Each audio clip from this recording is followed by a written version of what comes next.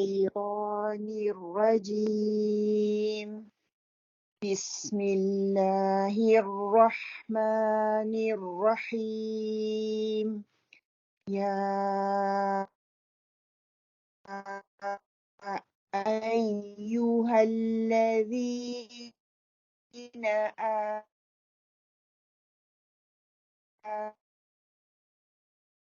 آمنوا لا يبلونكم الله بشيء من الصيد تناله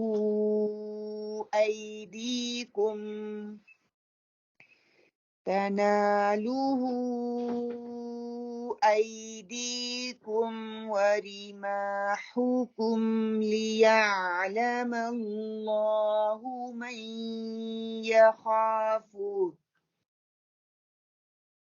من يخافه بالغيب فمن اعتدى بعد ذلك فله عذاب أليم يا أيها الذين آمنوا لا تقتلوا الصيد وأنتم حرم ومن قتله منكم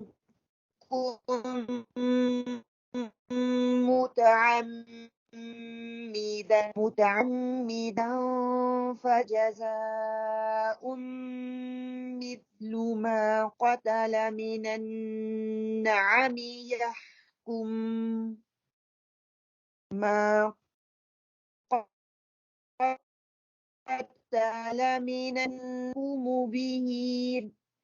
يحكم به ذوى عدل منكم حدا بلاغ هديا بالغ الكعبة أو كفارة طعام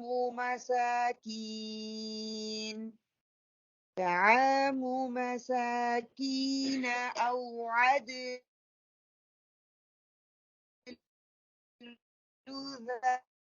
ذلك صياما وبال أمره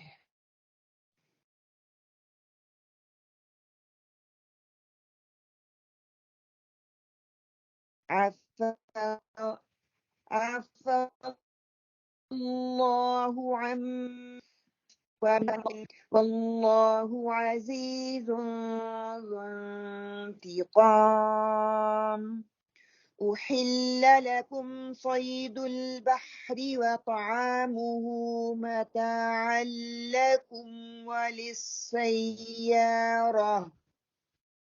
وحرم عليكم صيد البر ما دمتم حرما واتقوا الله الذي إليه تحشرون جعل الله الكعبة البيت الحرام قياما للناس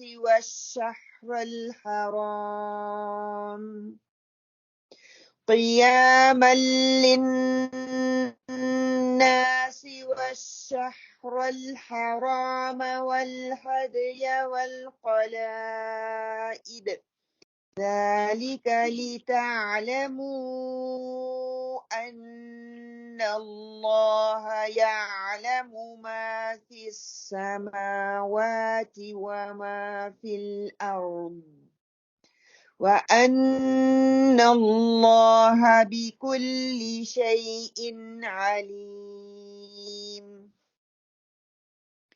اعلموا أن الله شديد العقاب وأن الله غفور رحيم ما على الرسول إلا البلاغ والله يعلم ما تبدون وما تكتمون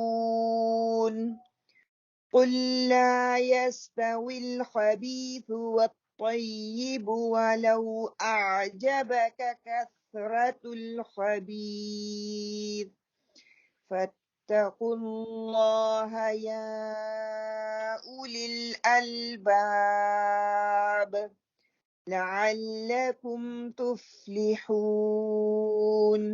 صدق الله العظيم آمين اللهم آمين الحمد لله نحمده ونستعينه ونعوذ بالله من شرور أنفسنا ومن سيئات أعمالنا من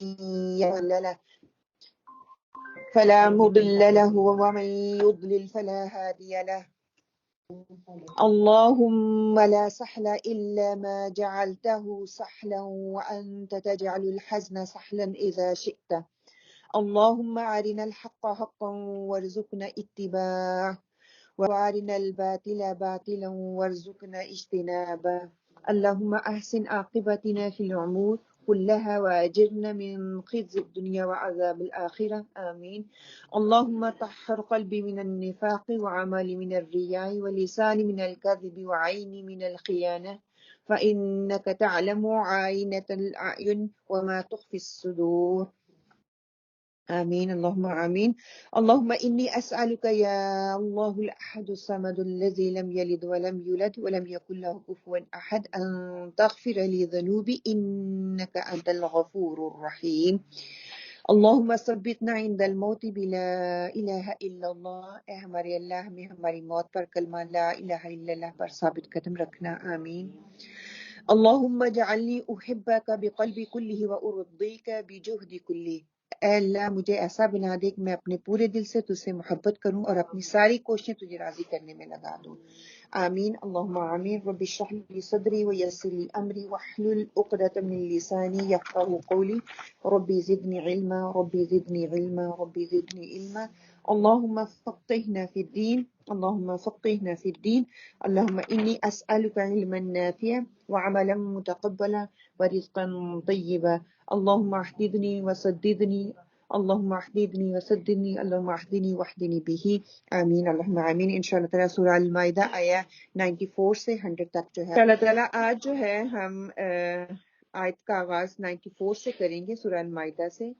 اینڈ آپ لوگوں کو یاد ہوگا کہ ہم نے جب یہ سورہ شروع کی تھی تب ہم لوگوں نے اس چیز پہ بات کی تھی کہ اللہ سبحانہ وتعالیٰ نے شروع میں کہ یہ سورت جو ہے بہت خاص صورت ہے کمپیئر ٹو دا دوسری صورتوں کے حوالے سے کیونکہ اس کی کئی وجوہات ہیں کہ مختلف وجوہات کی بنا پر یہ دوسری صورتوں سے مختلف ہے کہ اس میں ایک تو اللہ سبحانہ وتعالیٰ یا ایھا الذین کا لفظ جو ہے اس صورت میں بہت زیادہ استعمال ہوا ہے کہ اللہ تعالیٰ نے ایمان والوں سے جو ہے وہ خطاب کیا ہے اور آخری 5 رکوع جو ہم ابھی پڑھ رہے ہیں یہ جو ہے یہ پوری صورت میں جتنے بھی مضامین بیان کیے گئے ہیں ان سب کا یہ ادھر جو ہے ان کی وجوہات بتائی جا رہی ہیں اس رکوع میں پھر حلال اور حرام کے احکامات جو تھے سب سے زیادہ اسی پہ بات اس صورت میں جو ہے احکامات کے حوالے سے جو ہے اس کا جواب اس صورت میں دیا گیا اور بعض ایسے احکامات جن کا ذکر دوسری جگہ پر ان کی دوسری جگہ پہ آیا اور ان کی تکمیل جو ہے اس سورہ میں ہے کیونکہ یہ جو سورہ ہے نازل ہونے والی آخری سورہ میں سے ایک سورہ ہے پھر دوسری صورتوں اور سورہ المائدہ میں جتنے بھی احکامات بیان ہوئے ان میں جو سوالات پیدا ہو سکتے تھے ان کے جوابات جو ہے ان کی تفصیلات جو ہے وہ بھی اللہ سبحانہ تعالیٰ نے ہمیں اس صورت میں جو ہے وہ دی کہ شراب کیوں پی جائے کیوں حرام ہے جوا کیوں حرام ہے خاص طور پر حلال اور حرام سے متعلق انسان کی طبیعت جو ہے جس کو خصائص انسانی کہا جاتا ہے ان میں سے اگر ذرا بھی ان کے اندر خرابی پیدا ہوتی ہے جب خرابی پیدا ہو جائے گی تو اللہ تعالیٰ کے احکامات کو ماننے کے وہ قابل نہیں رہتا تو اس کے حوالے سے یہاں پہ وہ بات بتائی گئی بلکہ وہ کیا کرتا ہے ان کو مانتا نہیں ہے بلکہ کیا کرتا ہے چور دروازے ڈھونڈنے کی کوشش کرتا ہے یعنی کہ جب کوئی چیز انسان کے مفادات پر زد ڈالتی ہے یا مفادات کو اس کو ظاہری طور پہ لگتا ہے کہ یہ نقصان پہنچانے والی ہے، تو وہ کیا کرتا ہے، وہ یہ نہیں مان لیتا کہ یہ کوئی بات نہیں، یہ اللہ کا حکم ہے، میں اس کو مانوں گا یا میرے لیے اس کو ماننا مشکل ہے، بلکہ وہ کیا کرتا ہے کہ اس کے لیے لوپ ہول نکال لیتا ہے، کہ چور دروازے نکال لیتا ہے، کہ کبھی اس سے فتویٰ پوچھ، کبھی اس سے پوچھ تو فتویٰ پوچھ، شاید وہ مجھے کام کرنے کی جو ہے وہ چھوٹ تھوڑی مل ہی جائے، شاید کہیں سے مجھے یہ راستہ مل ہی جائے، کہ ایسا چور جس کی وجہ سے وہ اپنے فلان قرآن خود کھولو، خود پڑھو، اس کے احکامات پر کو جاننے کی کوشش کرو، بلکہ کیا کہ فلان سے میں نے فتویٰ لیا تھا، فلان نے مجھے بتا دیا تو میں نے یہ کام کرنا شروع کر دیا، تو چور دروازے جو ہے انسان ڈھونڈنا شروع کر دیتا ہے۔ یہی خوبصورت پہلو ہے اس صورت کا کہ جو بھی اللہ نے دیا وہی اصل ہے، لیکن ان باتوں پر چلنا اسی وقت تک آسان ہوگا، ان باتوں کو ماننا تبھی ہمارے لیے آسان ہوگا جب تک کہ مسلمان ایمان اور عمل صالح اور اس کے بعد ہو، کہ وہ اسے پورا فائدہ نہیں اٹھا سکے گا، جس کا ذکر ہم نے پچھلی آیت میں ہم نے پڑھا تھا نا، کہ اللہ سبحانہ تعالیٰ نے کیا کہا تھا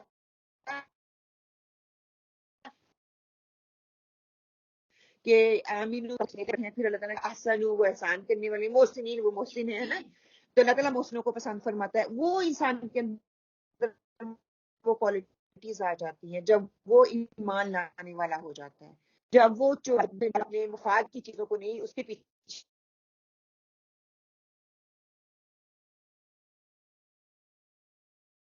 نہیں پڑتا، بلکہ اللہ تعالیٰ کے احکامات کو ماننے والا بنتا ہے، بڑھاتا ہے، کیونکہ ترغیب کر دیتا ہے۔ لیکن جب ایمان آتا ہے پھر اس کے بعد نیکیاں میں اضافہ ہوتا ہے، تو انسان کے اندر تقویٰ بڑھنا شروع ہو جاتا ہے، اور جب انسان کے اندر تقویٰ بڑھتا ہے، آہستہ آہستہ تقویٰ بڑھنے لگتا ہے، تو وہ اللہ تعالیٰ کے احکامات کو ماننا شروع کر دیتا ہے۔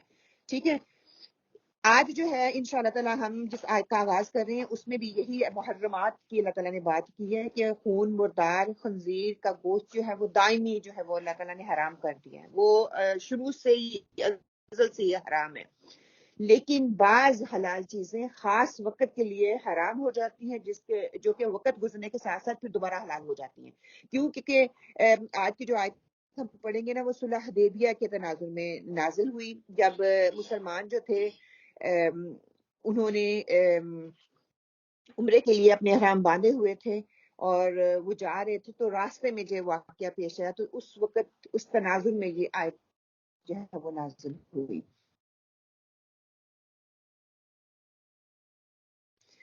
کہ حرام ہوتی ہیں حالات میں، ان کو خاص مواقع پہ اس کو کیا جاتا ہے، کیوں؟ مثال کے طور پر ہم پڑھتے ہیں تو نماز میں جب ہم تکبیر تحریمہ کہتے ہیں، کیوں ہمیں ہمارے لیے ہر چیز جو ہے جو حلال ہوتی ہے وہ حرام ہو جاتی ہے، کھانا پینا ہمارے لیے حرام ہو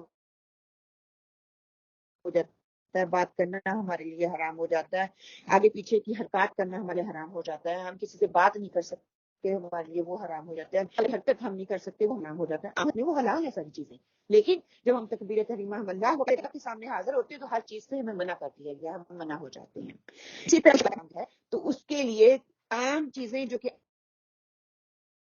عام حالات میں حلال ہوتی ہیں حرام جب وہ احرام باندھ لیتا ہے۔ ٹھیک ہے، دیکھیں جب انسان کسی بھی قسم کا یونیفارم پہنتا ہے، ہم دنیا میں بھی یہاں پہ بھی دیکھتے ہیں، بچے اسکول جاتے ہیں تو کیا اسکول کے رولز اور ریگولیشن کو فالو کرنے پڑتی ہیں، فلاں اسکول میں جو جا رہا ہے اس کے یہ رولز ہے،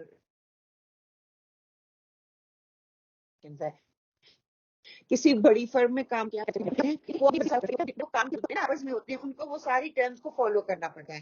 اسی طرح جب انسان احرام پہن لیتا ہے، خاص لباس پہن لیتا ہے، تو اس کے لیے حجامت کو بنوانا، اس کو خوشبو لگانا، اس وقت اس کا شکار کرنا، سلا ہوا کپڑا پہننا، یہ ساری چیزیں اس کے لیے حرام ہو جاتی ہیں، عام حالات میں ساری چیزیں حلال۔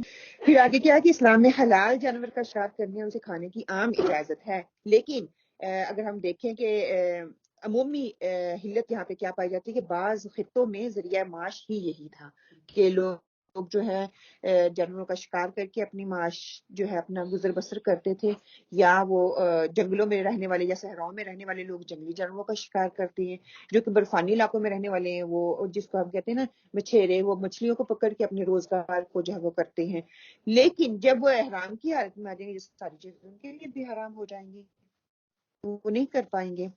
ترمذی کی حدیث میں آتا ہے کہ جو شکار کا پیچھا کرے گا وہ غفلت میں مبتلا ہو جائے گا، اور جو ہمیشہ حاکم کے دروازے پر جائے گا فتنے میں ڈال دیا جائے گا۔ یہ کھیل کود کی طرح شکار بھی جو انسان کو ہے وہ غافل کر دیتا ہے۔ آگے ہم انشاءاللہ اس کی بات پڑھیں کہ کیوں اللہ تعالیٰ نے شکار سے منع فرمایا۔ جس طرح تاش ہے، شطرنج ہے، آج کل ہم گیمز لگا لیں، فٹ بال میچ ہے، کرکٹ میچ ہے، باقی ہاکی میچ ہے، اور سارے جتنے بھی میچز ہم دیکھتے ہیں وہ انسان بڑے شوق و ذوق سے بیٹھ کے دیکھتا ہے، سارا دن اپنا وقت کا ضیاع کرتا ہے، اپنی نمازوں کی اس کو پرواہ نہیں ہوتی کہ اس کو جو فرائض ہوتے ہیں ان سے وہ غافل ہو جاتا ہے۔ کہتے ہیں کہ شکاری جو شکار کرنے کے لیے جاتا ہے وہ ہر چیز سے بے نیاز ہو جاتا ہے، اس کے کپڑے پھٹ رہے ہیں، اس نہیں ہو رہا ہے، لیکن طور پہ کرتے ہیں کہ اپنا سارا کچھ رسم میں ڈال کے اس کو کیا کرتے ہیں، شوقیہ جاتے ہیں، دیکھتے ہیں کہ کیسے لگے گا، اس کو فرسٹریٹ کرتے ہیں۔ تو کیا اس سے نماز جو ہے ہماری قضا ہو جاتی ہے؟ نماز قضا ہو جاتی ہے، پرواہ نہیں ہوتی کہ ہم نے پڑھنی بھی ہے، قضا ہونی تو دور کی بات ہے، پرواہ نہیں ہوتی کہ ہم نے پڑھنی بھی۔ تو اس سے جو ہے منعقد فرمایا ہے طریقے تمام حوالے سے بات کر دی گئی کہ جو شخص حج اور عمرے کے لیے اللہ تعالیٰ کی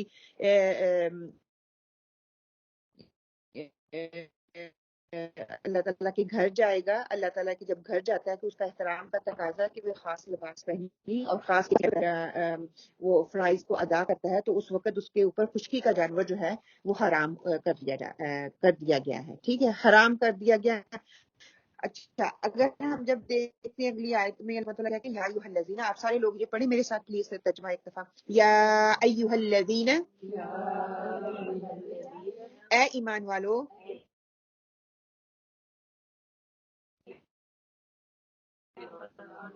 لا اللہ اللہ بشیء، کچھ کس قدر، یا کسی چیز کے ساتھ کس قدر، میں سے تنالوہ، اس وقت تک یا اس تک پہنچتے ہیں، ایدیکم، تمہارے ہاتھ، ورماحکم، اور تمہارے نیزے، لیعلم اللہ، تاکہ اللہ تعالیٰ معلوم کر لے، من، کون، یخافہ، اس سے ڈرتا ہے،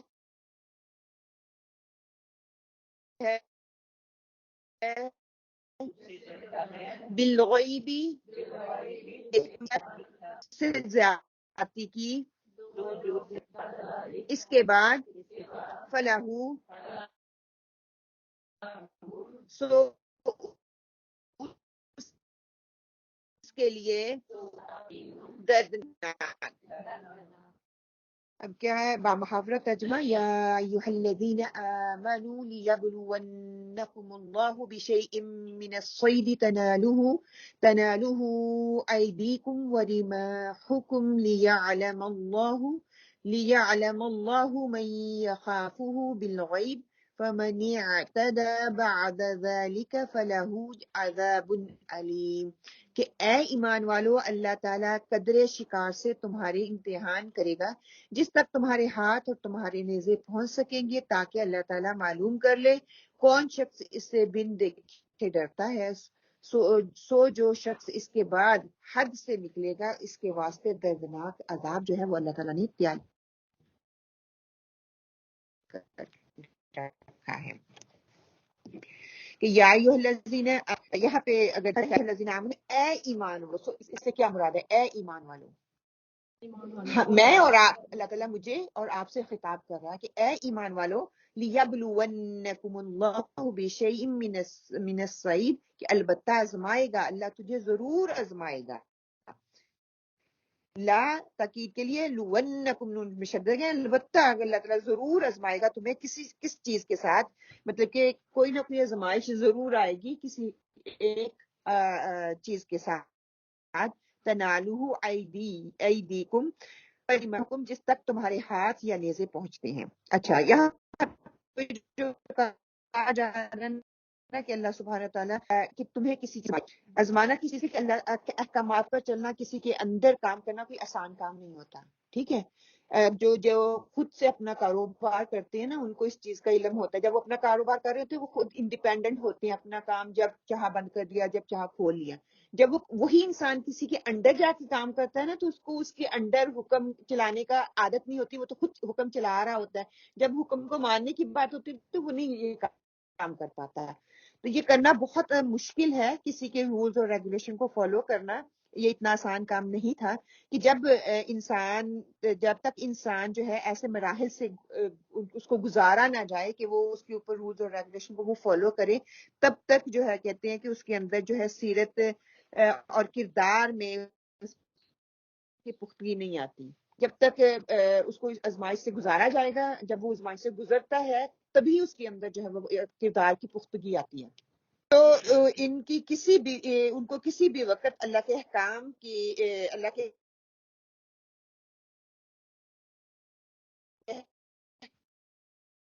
احکام کی تعمیل اور رب کائنات کی ایسے اللہ بتانا اس کے ساتھ باندھ دیتا ہے، جو رشتہ اللہ کے ساتھ مضبوط ہوتا ہے. یہاں پہ جو کہتے ہیں کہ صحابہ اکرام کی کردار سازی کے کہ اللہ سبحانہ تعالیٰ نے، کیونکہ صلح حدیبیہ کے حوالے سے میں نے بتایا نا آپ لوگوں کے کہ صلح حدیبیہ کے تناظر میں ہوئی تھی کہ آپ ہزاروں خوبیاں، لیکن آپ کی جو خوبیاں جس کو جو سکیلز ہیں وہ کتنی بھی کیوں نہ ہو، آپ اچھا بول لیتے ہو،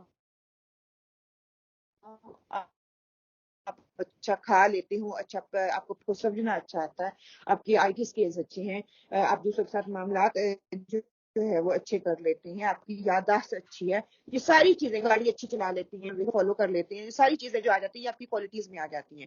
جتنی مرضی آپ کے پاس اسکل ہیں، لیکن جب تک آپ کے ایک پلڑے میں آپ اپنے سکلز رکھیں، دوسرے پلڑے میں آپ کا کردار ہوگا، آپ کا اخلاق ہوگا، آپ کے معاملات ہوں گے. کہ جب تک آپ کا کردار، آپ کے جو ہے معاملات ہیں، آپ کا اخلاق جو ہے وہ مضبوط نہیں ہوگا، دوسروں کے ساتھ اچھا نہیں ہوگا، آپ کا وہ پلڑا، اس کے اندر 100 خوبیاں ہیں، ادھر یہ آپ کے اخلاق والی جو ہے، تب تک آپ کا وہ پلڑا بے شک 100 خوبیاں آپ کے اندر ہے، آپ کو فائدہ نہیں دے سکتی جب تک کہ آپ کا اخلاق اچھا نہیں ہے. کیونکہ آپ کو ساری چیزیں آپ کے اندر ہیں، آپ کر سکتے ہیں، لیکن جب آپ کسی کے ساتھ منہ پھٹ ہو کے بات کرو گے، جب آپ کسی کا لحاظ نہیں رکھو گے، لوگ آپ کی کوالٹی سے فائدہ نہیں اٹھائیں گے. وہ سے فائدہ تبھی اٹھائیں گے، آپ کے قریب تبھی آئیں گے جب آپ کے اندر کردار کی پختگی ہوگی، اخلاق ہوگا، آپ اچھے سے بات کریں گے، آپ ان کو سمجھیں گے، انڈرسٹینڈ کریں گے. دین کے حوالے سے دیکھیں تو آپ صلی اللہ علیہ وسلم صحابہ کرام کے اندر کیا پہلے، سب سے پہلے کیا ڈیولپ کیا تھا؟ کردار، اخلاق. عمر رضی اللہ، حضرت عمر رضی اللہ کتنے وہ بہادر تھے، نہ ڈر تھے، جوشیلے تھے، ہر فیصلہ بڑی فوراً فوراً کر، لیکن سب سے پہلے آپ صلی اللہ علیہ وسلم نے ان کے کردار کو پختہ کیا، اس کو بلڈ کیا. غصہ آتا ہے تو کیسے کنٹرول کرنا ہے، کسی سے معاملہ کرنا ہے تو کیسے کنٹرول کرنا ہے، یہ سارا کچھ کرنے کے بعد پھر ان کے اندر جو ان کی کردار کی خوبیاں تھیں تو انسان پھر سنبھلنا شروع ہو جاتا ہے، تو پھر اس کی جو کوالٹیز ہوتی ہیں وہ بھی پھر اس سے دوسرے فائدہ اٹھانے لگ جاتے ہیں. ادروائز آپ کا اخلاق اچھا نہیں ہے تو آپ کے اندر جتنی مرضی کوالٹیز ہیں، کوئی آپ کو نہ تو فائدہ دینے والی ہے، نہ ہی آپ سے کوئی فائدہ اٹھائے گا، بیکاز آپ کے رویے کی وجہ سے، آپ کے اخلاق کی وجہ سے. تو اب وہی بات ہے، اللہ تعالیٰ نے یہ عمرے کے لیے لکھ رہے ہیں، اللہ تعالیٰ نے ان کو کیا کہا کہ تمہارے پاس ہتھیار ہیں. یہاں پہ یہ لفظ استعمال، ہاتھ جو ہوتے ہیں جو آپ کے پاس قریب آ جائے، کوئی بھی پکڑنے والی چیز جو آپ کے ہاتھ کے قریب آ جائے آپ اس کو پکڑ سکتے ہو.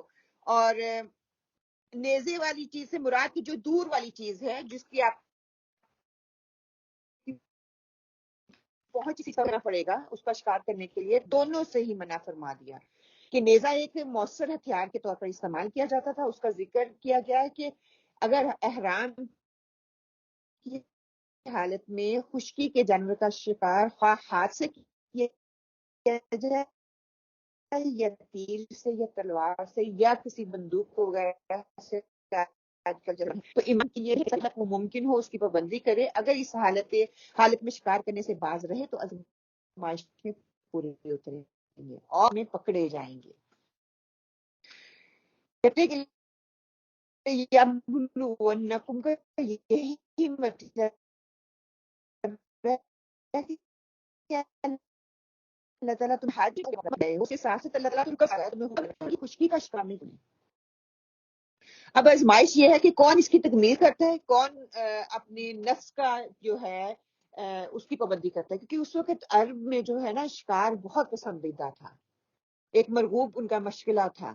اور جب انہی کے سامنے کہتے ہیں کہ اس وقت ایسا ٹائم بھی آیا کہ صحابہ کرام جب صلح حدیبیہ کے پاس کہتے مقام پر پہنچے، وہاں پہ انہوں نے پڑاؤ ڈالا ہے حرام کی حالت میں تھے. چیز جو آپ کو نیزے سے پکڑنے کے لیے تیر سے پکڑنے کی ضرورت تھی وہ آپ کے آگے پیچھے، اور ایک چیز جس کو آپ ڈھونڈ رہے ہو اتنی مشکل سے ملتی ہے وہ آپ کی پہنچ میں ہے. اور آپ پھر کہتے صحابہ کرام نے الحمدللہ اس ٹیسٹ کو پورا پاس کیا. انہوں نے ایک بھی مطلب دل میں یہ نہیں آئی کہ ہمیں اس کا شکار کرنا چاہیے. انہوں نے اس کی پوری پابندی کی، اس کا احترام کیا. کہتے ہیں صرف یہ آپ صلی اللہ علیہ وسلم کے صحابہ پر ہی نہیں بلکہ اس سے پہلے بھی ہم کتنی قوموں پر اللہ تعالیٰ نے آزمائشیں ڈالی، کتنی قومیں اس میں کامیاب ہوئیں. پہلے کس قوم کے بارے میں ہم پڑھ چکے ہیں، بنی اسرائیل کن تھی آزمائش دی گئی تھی، کہاں پہ اللہ تعالیٰ نے ان کو ٹیسٹ بھی منع کیا تھا کہ ہفتے والے دن ہاں تو ٹھیک ہے. تو پھر اس میں آگے کھا جی جی دوسرے دن جا کے پکڑ لیتے تھے. تو اللہ تعالیٰ نے تو منع کیا. دیکھیے وہ اللہ تعالیٰ کا معجزہ ہی تھا نا، اسی دن وہ زیادہ آتے تھے جس دن ان کا دن ہوتا تھا. اس دن پیاز ڈالا، ہم پکڑ تو نہیں رہے، ہم نے تو صرف نیٹ ہی ڈالا ہے نا، اگلے دن جا کے نکال لیتے تھے. تو اس پر بھی ان کی پکڑ ہوگی، اللہ تعالیٰ کا غضب ہوا، اللہ تعالیٰ نے ان کی شکلیں جو ہے وہ بیکار دی، ان کو صفحہ ہستی سے مٹا دیا. کہ ہر چیز بس میں ہے لیکن پھر بھی اس سے رکنا ہے. کوئی چیز اختیار میں ہے، میں نے اس سے رک جانا ہے. عام طور پر شاید آسان نہیں ہوتا، مشکل ہوتا ہے، لیکن اس وقت کیا ہے کہ اب سامنے اللہ تعالیٰ چیز کی اگر ہم لسٹ دیکھیں عام حالات میں، میں اور آپ ہمارا امتحان کہاں کہاں پہ ہوتا ہے، ہمیں اللہ تعالیٰ کہاں کہاں پہ آزماتا ہے، کہاں کہاں پہ پابندی عائد ہوتی ہے. اللہ تعالیٰ ہمیں شعور نہیں رکھتے. ہم جان لیں جیسے عبادات ہیں ایک پابندی ہے، ایک حد تک ہم کر سکتے ہیں حلال کہ اس انکار کی جگہ پہ 5 نہیں پڑھ سکتی، جگہ پہ ہم 3 نہیں کر سکتے، اپنی مرضی سے ہم اس کے اندر نہیں. یہ بھی پابندی ہے اللہ تعالیٰ نے کہ وہ مانتے کہ نہیں. نماز پڑھنے لگے ہاں ہاں جب نماز ناپاکی کی حالت ہے ہمیں نماز سے منع کیا گیا، لیکن ہم کہیں کہ ہم اللہ کے آگے کھڑے ہیں، مجھے تو اللہ سے بڑا ہی محبت ہے، بڑا پیار ہے، میں اٹھ کے کھڑے ہو کے نماز پڑھ لوں گا، اللہ تعالیٰ قبول کر لیں گے. وہ نہیں ہوگا. روزہ روزے میں بھی ہم کھا رہے ہیں. اس کے علاوہ صدقہ خیرات جب ہم کرتے ہیں وہ بھی ایک ٹیسٹ ہے. ہم دیکھ کے بھی چھپے دیں گے تو تب دل سے اندر بار بار آواز آئے گی فوراً لوگوں کو بتاؤں. اگر ہم ظاہری طور پہ دیتے ہیں تو شو آف آ جاتی ہے، تو وہاں پہ بھی ٹیسٹ آ جاتا ہے. پھر اور کون کون سی چیزیں، تجارت،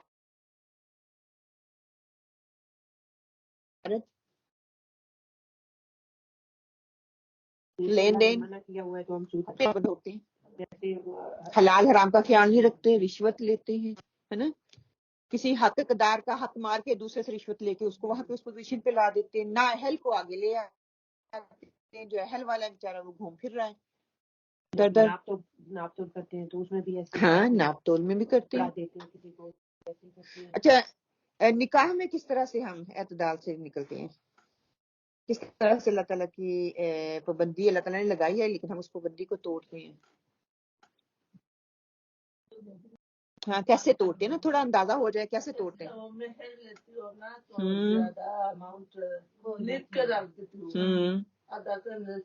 وہ لڑکی والے جیسے ڈیمانڈ کرتے ہیں ویسے کہ مرد پہ ہے کہ کتنا وہ افورڈ کر سکتے ہیں. ویسے جو اسراف بہت زیادہ ہو رہا ہے. مہر کے علاوہ اور کون سی چیز ہے جو آپ کو لگتا ہے کہ ہم اللہ تعالیٰ کی حدود کو توڑ رہے ہیں، پامال کر رہے ہیں؟ اللہ تعالیٰ نے اس میں حدود رکھی ہے سیلیبریشن میں. حرام چیز اس میں شامل ہو جاتی، سب اکٹھے. آج کل یہ نیا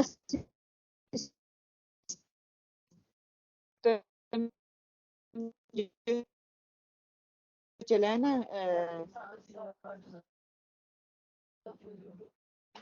ہاں یہ ساری چیزیں مہندی کو ہٹا کے شادی کہ نکاح میں مسجد میں کر رہی ہوں، ٹھیک ہے، نکاح کر دیا اس کے بعد پیچھے کیا چیز رہ جاتی ہے؟ پھر جو بچے بچی میں اللہ کی فہمی میں ڈالے ہوئے ہیں کس کو ہم کر رہے ہیں نا. پھر تعلقات اور رشتوں میں کس طرح سے ہم پابندیوں کو توڑتے ہیں. وہ رشتے میرے اپنے والدین کی ہوں، بہن بھائیوں کی ہوں، میرے سسرالی رشتے ہوں، تعلقات کو اللہ تعالیٰ صلہ رحمی کرو. ہم کہتے ہیں یہ کون ہوتا ہے؟ اس نے تو مجھے یہ کہا. توڑنا بہت آسان ہے، نبھانا بہت مشکل ہے. ہم اللہ کی حدود کو توڑتے ہیں، وہاں پہ بھی اللہ تعالیٰ نے حدود رکھی لیکن ہم اس کو توڑ دیتے ہیں.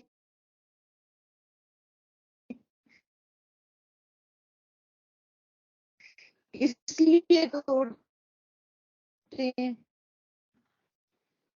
اپنی انا کے لیے، انا کو تسکین دینے کے لیے، اپنی نفس کی خواہش کو کرنے کے لیے. آپ کا نہیں بنا، اس کی بہن ہے، اس کی ماں ہے. اگر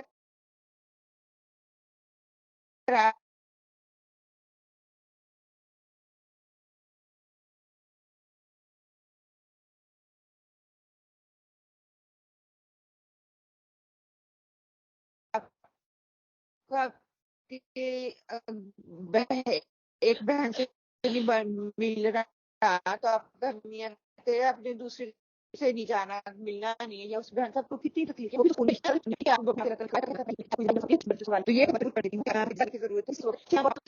ہاں کیسے ہم اس اللہ کی حدود کو توڑتے ہیں وقت کی قضا کر کے. فضول چیزوں میں ہم اور صلاحیتیں جو اللہ تعالیٰ نے دی ہیں ان کا صحیح استعمال نہیں کر رہے. اللہ تعالیٰ نے ہر انسان کے اندر کوئی نہ کوئی صلاحیت رکھی ہے. ہم میں سے کتنے لوگ ادھر بیٹھے ہوئے ہیں جن کو پتہ ہے میرے اندر یہ کوالٹی ہے، یہ صلاحیت ہے، میں اس سے دین کو فائدہ دے سکتی ہوں. ہمارے وہ ساری ہم نے ساتھ کی ہے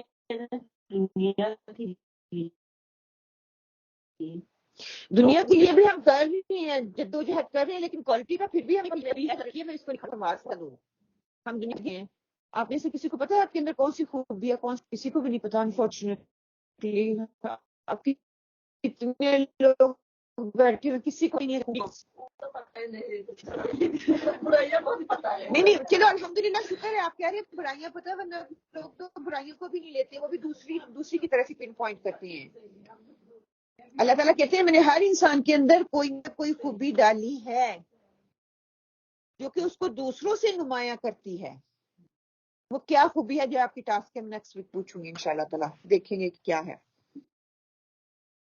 کبھی غور ہی نہیں کرتی اس بات کو. کرنا چاہیے نا کہ اللہ تعالیٰ نے ہمیں بنایا بے مقصد نہیں ہے. ہاں یہ ہو سکتا ہے آپ کی یہ خوبی ہے، ہاں یہ آپ کی خوبی ہو سکتی ہے. ہاں ہاں ہاں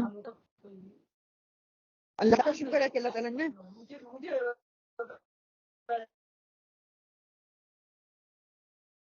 اگر نہ بھی جاؤں اگر میرا کوئی لگتا ہے کوئی ناراض تو میں تو ضرور جس طرح چاہے اللہ اپنے بندوں کو آزمائش میں ڈالتا ہے. وَلَنَبْلُوَنَّكُمْ بِالشَّرِّ خیری فکر میں آتا ہے کہ وہ خیر کے ساتھ بھی آزماتا ہے اور شر کے ساتھ بھی آزماتا ہے. بندہ کی طرف سے آنے والی ہر آزمائش جو ہے اس پر پورا اترے. تو ہم جب ہم پہ آزمائش آتی ہے تو ہمارا رویہ ڈفرینٹ ہو جاتا ہے نا، کہ جب خوشیاں مل رہی ہوتی ہیں تو ہم کہتے ہیں بس میری وجہ سے آ رہی ہیں، اور جب جو غمی آ رہی ہے تو ہم کہہ رہے ہیں کہ یہ میں ہی رہ گیا تھا. کہ دونوں رویے انسان کے ہمیں نظر آتے ہیں. ہاں، یا پھر ہم کہہ دیتے ہیں دوسروں کی وجہ سے آ جاتے ہیں. بے شک بے شک ہم یہ کہہ دیتے ہیں. پھر کہتے ہیں کہ بعض لوگ شکار کے بڑے شوقین ہوتے ہیں اور وہ صبر نہیں کر سکتے. ایسا آدمی اگر احرام کی حالت میں کرے گا تو اس کو تاوان ادا کرنا پڑے گا، اس کا پڑے گا. اس نے یہاں پہ اس کو خار ادا ہوگا. اگر پھر بھی باز نہیں آتا تو اللہ تعالیٰ اس کو یہاں پہ لفظ جو آ رہا ہے نا کہ اب گرفت کیسے کرے گا، لِيَعْلَمُ اللَّهُ مَن يَخَافُهُ بِالْغَيْبِ، تاکہ اللہ تعالیٰ جان لے کہ کون شخص اس سے بغیر دیکھے ڈرتا ہے. اللہ تعالیٰ کو تو ہر چیز کا علم ہے، وہ جانتا ہے کہ کون شخص جو ہے اسے ڈرتا ہے کون نہیں. کہ انسان اللہ کو بغیر دیکھے کتنا ڈرتا ہے. ہم عموماً جو ہے نا عام لوگوں سے کوئی بھی کام جب کرتے ہیں نا، یا تو لوگوں کے ڈر سے کرتے ہیں یا اللہ کے ڈر سے کرتے ہیں. اب میں اور آپ ہم دیکھ لیں کہ میرا ڈر کے میں کوئی اچھا یا برا کام کرتی ہوں، پیئر پریشر میں آ کے کرتی ہوں، یا اللہ سے ڈر کے میں کرتی ہوں. ہمارا ہمیشہ دنیا کے ڈر سے ہی ہوتا ہے، دنیا کے ڈر سے ہوتا ہے. لوگ کیا کہیں گے، لوگ کیا کہیں گے. بے شک بے شک کہ اللہ کا ڈر ہمیں اگر ہوتا بھی ہے نا تو کہیں ہڈن ہوتا ہے. بہت دیر بعد اس کا ہمیں جو ہے دماغ میں آتا ہے کہ اللہ بھی دیکھ رہا ہے. جب ہماری حد ختم ہو جاتی ہے کوئی گل نہیں، اللہ بھی دیکھ ہی رہا، اب بھی اللہ صاحب لے لو، ہم یہ کہتے ہیں نا. لیکن پہلا انسٹنٹ ہمارا یہ ہونا چاہیے کہ اللہ ہی از واچنگ، ہی از علیم، اس کا علم جو ہے بہت زیادہ ہے، وہ ہمیں دیکھ رہا ہے. ہمیں لوگوں کا فکر نہیں ہونی چاہیے. ہم بچوں کے اندر بھی یہی چیز ڈال رہے ہیں اور بچوں کو بتا بھی یہی رہے ہیں کہ لوگ کیا کہیں گے، ایسا کرو، لوگ کیا کہیں گے، ایسا کرو. یہ نہیں کہ اللہ کیا کہے گا. اللہ تعالیٰ نے یہ فرض کیا ہے، اللہ تعالیٰ نے تمہارے اوپر اس چیز کو لازم کر دیا ہے، تم اس کو چھوڑ کے تم لوگوں کی فکر میں پڑے ہوئے کہ لوگ کیا کہیں گے. یہ بچپن سے ہی چیز ہمیں بچوں کے اندر ڈالنی چاہیے کہ ہم ان کو کھلا رہے ہیں تب بھی کہ اللہ تعالیٰ اس کو پسند فرماتے ہیں، یہ چیز کھاؤ، اس کو ایسے کھاؤ. کپڑے ہیں ایسا پہنو، اللہ تعالیٰ پسند کرتے ہیں. ایسا نہیں پہنو گے تو اللہ تعالیٰ پھر ناراض ہوتے ہیں. جب پسند پہنیں گے، ایسے پہنو گے تو اللہ تعالیٰ جنت میں لے کے جائے گا، اگر نہیں پہنو گے تو اللہ تعالیٰ دوزخ میں لے کے جائے گا. ہر وقت ہم ڈراتے ہی رہتے ہیں بچوں کو. یہ بھی نہیں کہ اللہ تعالیٰ کا اچھا پہلو جو ہے نا وہ بھی نہیں دکھاتے کہ اللہ سبحانہ تعالیٰ جو ہے وہ معاف کرنے والا بھی ہے، اللہ تعالیٰ پیار کرنے والا بھی ہے، مہربان بھی ہے، وہ جنت میں ہمیں لے کے جائے گا. جنت میں ہر چیز آپ کو وہاں پہ ملے گی کہ اللہ کی پسند کے کام کرو گے تو جنت میں جائے گا. ہم نے پڑھا نا حضرت فاطمہ رضی اللہ تعالیٰ نے اپنی والدہ سے جب بچپن میں تھی 4-5 سال کی کیا سوال کیا تھا کہ اما جان ہم اللہ تعالیٰ کی ہر چیز کو دیکھ رہے ہیں، کیا ہم اللہ تعالیٰ کو بھی دیکھ سکتے ہیں؟ تو حضرت خدیجہ یعنی کیا جواب دیا؟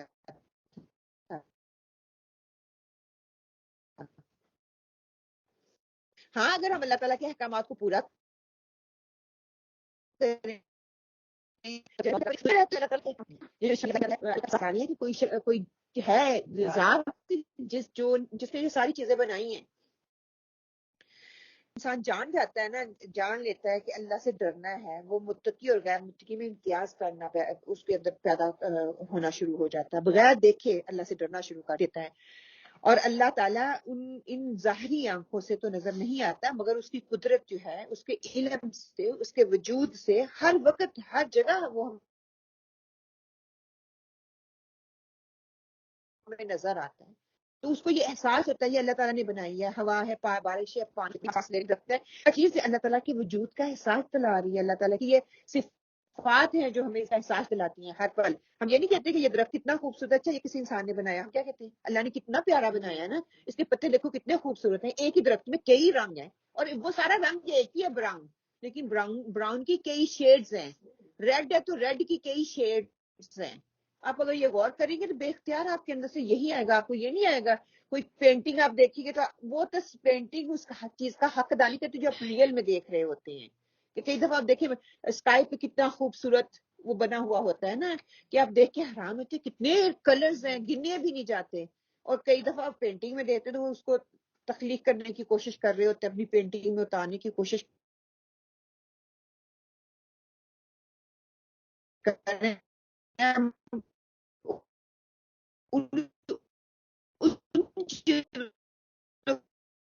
کی تعریف کرتے لیکن یہ نہیں کہتے کہ اللہ تعالیٰ جگہ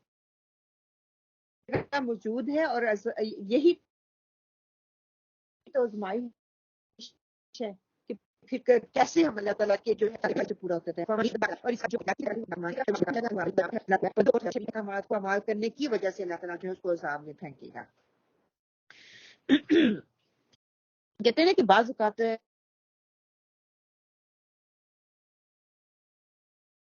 انسان کو آزادی دی، خداری دی، اللہ تعالیٰ نے مسائل دیے، اس لیے دیتا ہے کہ وہ دیکھے کہ انسان جو ہے اس کا کیسے استعمال کرتا ہے، اور اس کو وہ آزمانے کے لیے یہ دیتا ہے. جب انسان کو وہ آزماتا ہے، ہمیشہ ہمیشہ کہتے ہیں نا، مقصود یہاں پہ کیا بتانا، یہ احرام کہ یہاں پہ مقصود یہ ہے کہ اس کی اہمیت کو بتانا مقصود ہے، یا اللہ تعالیٰ کا مقصود آزمائش ہے؟ آپ کو کیا لگتا ہے؟ اللہ تعالیٰ نے یہاں پہ پابندی رکھی ہے، صرف احرام کی فضیلت کو بتانے کے لیے یہاں پہ پابندی رکھی ہے، یا آزمائش رکھی ہے؟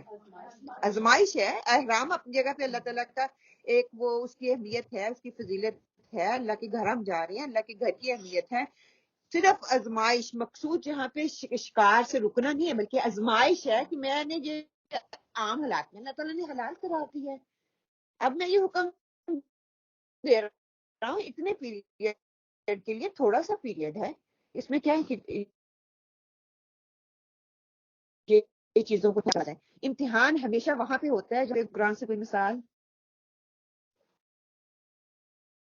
بہت مشہور ہے کہ آزمائش اللہ تعالیٰ امتحان میں ہمیشہ وہاں پہ ڈالتے ہیں جہاں پہ کام جو ہے نا، گناہ کا کام کرنا بہت آسان ہوتا ہے. یوسف علیہ السلام کی مثال 7 دروازے یا کہتے ہیں کہ 9 دروازوں کی اند کی گئی، پھر وہاں پہ برائی کے لیے ترغیب دلائی، اللہ تعالیٰ نے یوسف علیہ السلام کو بچایا. اور یوسف علیہ السلام پھر صرف وہی نہیں بلکہ پوری محلے کی عورتوں کو بلا کے اس نے کیا کہا، ساری عورتوں نے کہا یہ کوئی خاص مخلوق نہیں ہے کیا. پھر یوسف علیہ السلام کیا دعا مانگتے ہیں کہ میں اللہ تعالیٰ جس فتنے میں یہ مجھے ڈال رہی ہیں عورتیں، اس سے بہتر ہے کہ مجھے جیل میں ڈال دیا جائے. کیوں انہوں نے پھر جیل میں جانے کو زیادہ ترغیب دی، زیادہ ترجیح دی؟ کہ وہاں پہ جا کے اس گناہ سے تو بچ جاؤں گا نا، باہر رہوں گا تو فتنہ بہت زیادہ ہے، آزمائش میرے لیے بہت زیادہ ہے، اور میں انسان ہوں، میرے لیے کہیں کمی کوتاہی ہو سکتی ہے. اللہ تعالیٰ ان کو اس وقت تو طرح سامنے آ رہے تو انسان ہے نا، تجھے نہ پھنساتا یا تو مجھے نہ بچاتا، تیری طرف سے مجھے نشانی نہ دی جاتی. تو یہ سبحان اللہ، یہ چیزیں ہمیں اللہ تعالیٰ بتاتے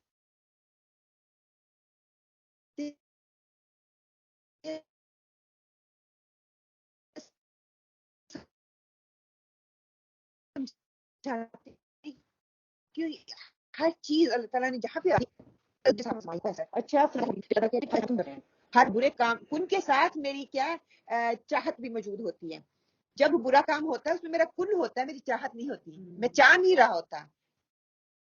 آگے کیا ہے کہ اللہ تعالیٰ کیا بتا رہے ہیں، حالت احرام میں اطاعت کا امتحان یہاں پہ ہو رہا ہے، اور حلال شکار جو ہے وہ ممنوع کر. پھر ہم نے اس آیت سے سیکھا کیا ہے کہ حد اللہ اپنے بندوں کو آزماتا ہے. کامیاب وہ ہے جو اس سے بغیر دیکھے ڈرے. جو دیکھ کے ڈرنا تو ہر انسان سانپ کو دیکھ کے ڈرتا ہے، ٹھیک ہے، یہ فطری ڈر ہے.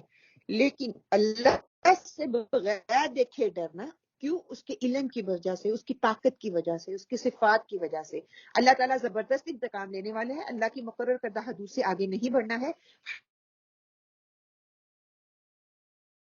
حد سے گزرنے والوں کے لیے دردناک عذاب جو ہے وہ اللہ نے کرتا ہے. اللہ تعالیٰ ہم لوگوں میں شامل نہ کرے کہ جو اللہ تعالیٰ کی حدود کو توڑتے ہیں اور پھر جو اللہ تعالیٰ کے غضب کا جو ہے شکار ہوتے ہیں. استغفر اللہ. آیت نمبر 95 سے حالت احرام میں شکار کا کفارہ، اس پہ ہم نے کہا پھر بات کر لی انشاءاللہ تعالیٰ، تھوڑی سی آگے اور کر لیتے ہیں.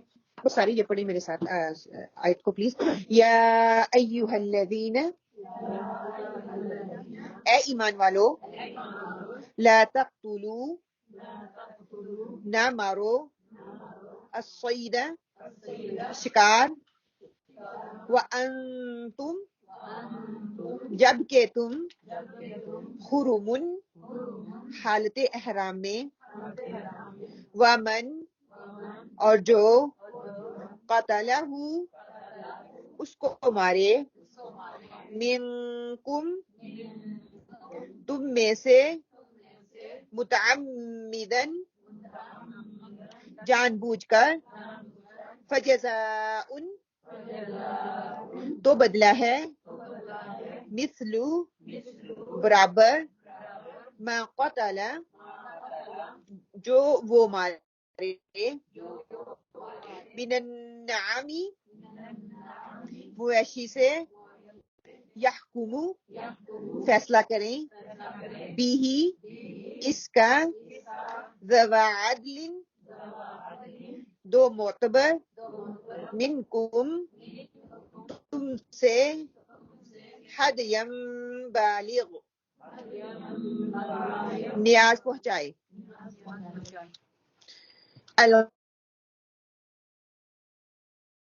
القعبتی کعبہ او کفتن یا کفارہ طعام المسکین کھانا محتاج او عدل یا برابر ذالک اس سیامن روزے سیامن روزے لیذوق تاکہ چکھے وبال امرہ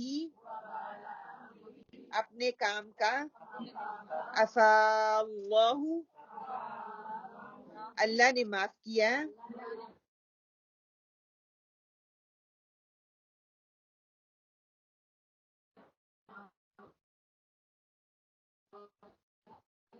اما اس سے جو سلف پہنچ چکا ہے فَيَنْتَقِمُ اللَّهُ تو اللہ بدلہ دے گا منہ اس سے واللہ اور اللہ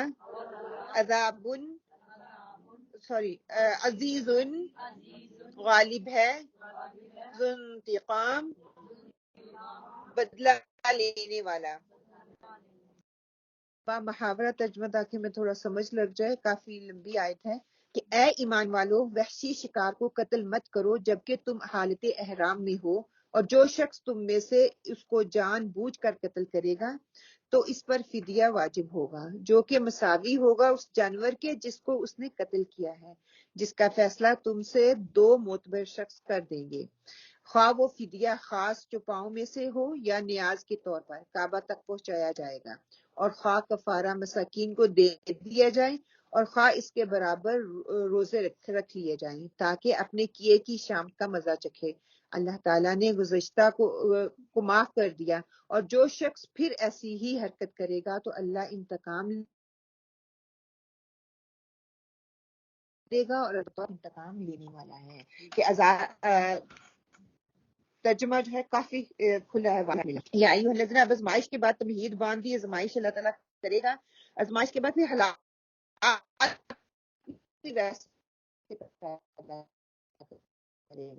اب کیا حالات بن رہے یا ایھا الذین آمنوا اے ایمان والو لا تقتلوا الصید وانتم حرم شکار کو قتل نہ کرو جب تک کہ تمہیں حرام نہیں کری. وہ وقت مقصود حالت جو ہے وہ بتا دی گئی. فرمایا ومن قتلہ منکم متعمدا شکار کرے فجزاء مثل ما قتل من النعام تو اس کا کیا ہے کہ تو اس کا بدلہ شکار کیے گئے جانور کی مثل ہے. کہ یہاں پہ جو کہا جا رہا ہے نا کہ مراد وہ حیوان جو کہ خشکی پر رہتا ہو کھایا جاتا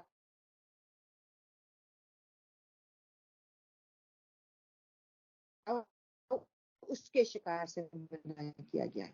ٹھیک ہے ایک احرام کر لیا اس حالت میں حرام ہے عام حالات میں حرام نہیں ہے اس حالت میں. دوسرا یہ کہ حدود حرم کے اندر حرم سے پیچھے ہیں وہ حد جہاں سے شروع ہوتی ہے اس سے پیچھے ہیں تو حرم کی حدود یہ آپ کو بتایا جا رہا ہے کہ حرم کی حرم کی حدود میں آ جائے جہاں پہ وہاں پہ اس حدود میں آ کے آپ کسی قسم کا شکار نہیں کر سکتے. یہ نہیں کہ کھانا کعبہ کے اندر نہیں، جہاں سے ہمیں کہا جاتا ہے نا کہ آپ نے اپنے حرام باندھ لیں تو وہاں پھر کہتے ہیں کہ اور کوئی کوئی کبھی جیسے حج عمر گھر سے جیسا ادھر سے جاتے جانے کی ٹائم نماز پڑھ کر ہم بن کر ہم وہ باندھ لیتے ہیں اپنی سہولت کے لیے، وہ نیت کر لیتے ہیں، لیکن وہ ایک خاص مقام ہے جہاں پہ آپ کو نیت کرنی پڑتی ہے نا. جو عمرہ جائے گی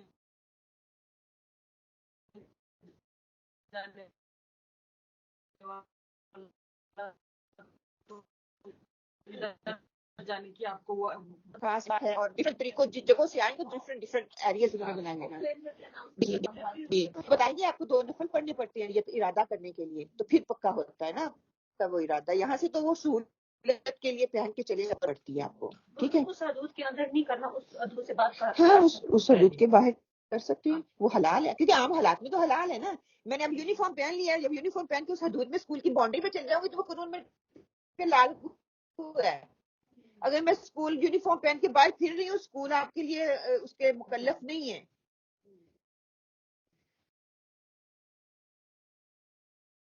ٹھیک ہے، لباس میں نے پہنا ہوا ہے، یونیفارم پہنا ہوا ہے، آپ کو نظر آ رہا ہے ازدا کی میں قانون کہتے ہیں کہ جس قسم کا جانور شکار کیا ہے اسی قسم کا جانور خرید کر اللہ کی راہ میں پھر قربان کرنا پڑے گا. اگر آپ سے یہ غلطی ہو جاتی ہے احرام کی حالت میں، یاد ہی نہیں میں نے پہنا ہوا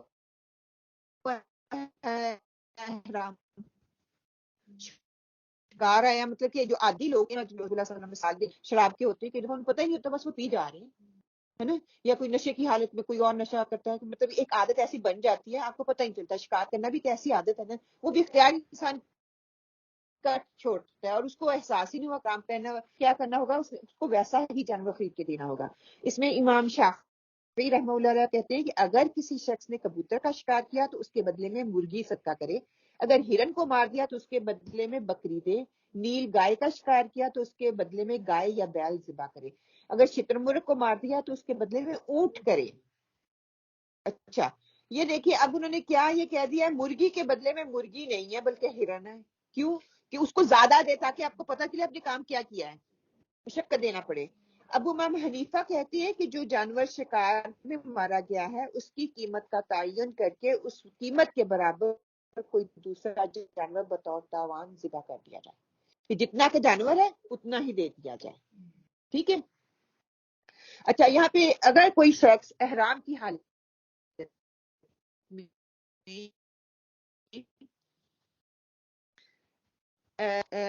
سانپ کا کسی چوہے کا یا کوئی ایسا جانور ٹھیک ہے اس کا وہ شکار کر لیتا ہے، کیا وہ کر سکتا ہے؟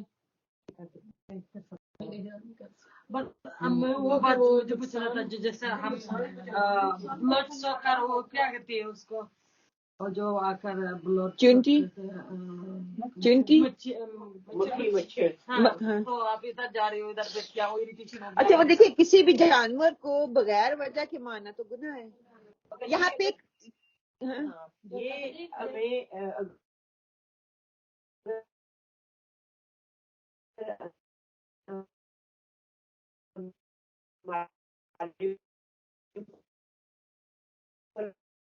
کرتا ہے تو پھر ہم اپنے سیلف کے لیے ان کو پھر مار سکتے ہیں. ہاں وہ علیحدہ بات ہے کہ آگے جانوروں کو بغیر وجہ کی نہ مارا جائے.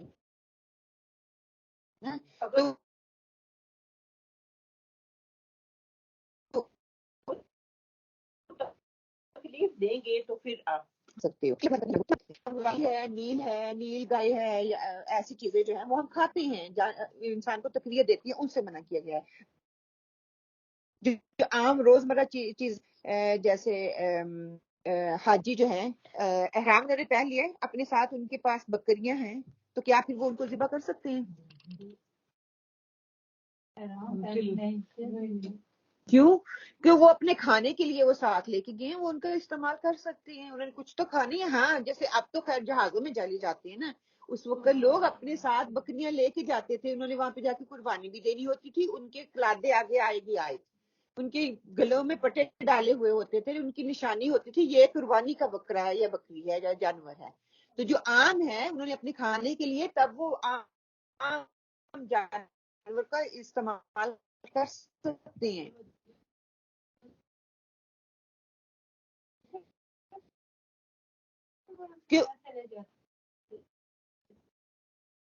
اور دیکھیں 6 ماہ کے لیے حج کے لیے جب جاتے تھے وہ پیدل چلتے تھے. 6 ماہ کا سفر ہوتا تھا. زیادہ چاہیے ہو تو جانور ساتھ میں لے کے جاتے ہیں. وہ اس نیت سے لے کے جاتے ہیں کہ وہ ہم جب بھی ہمیں ضرورت محسوس ہو ہم کھا لیں. تو آپ ذبح آپ کے لیے حرام نہیں ہے, ٹھیک ہے نا, کیونکہ آپ وہ لے کے اس نیت سے لے کے جا رہے ہو.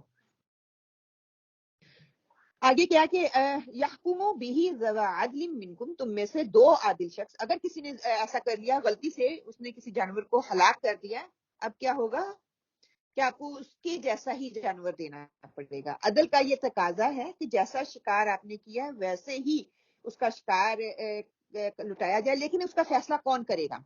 اس کے 2 عادل معزز سمجھدار عقل مند انسان جو ہے, 2 شخصیات جو ہیں وہ اس کی قیمت کا تعین کریں گے, اس جانور کا تعین کریں گے کہ اس کی کتنی تاوان ہے, اس کی کتنی قیمت ہے. اور پھر وہ جو جانور ہے ہدی کا جانور جو ہوگا, ہدیم بالغ الکعبۃ, ہدی کے طور پر قربانی کے جانور کو حرم میں پہنچایا جائے گا, حرم کی حدود میں جائے گا, پھر وہاں پہ وہ قربان ہوگا. ٹھیک ہے نا, ایسے لے کے جاؤ ہے جو ایسے جو جنوان لے کے جا رہے ہو نا, وہ قربانی نہیں حدود ہی چیزیں بہت سی. نہیں یہ جو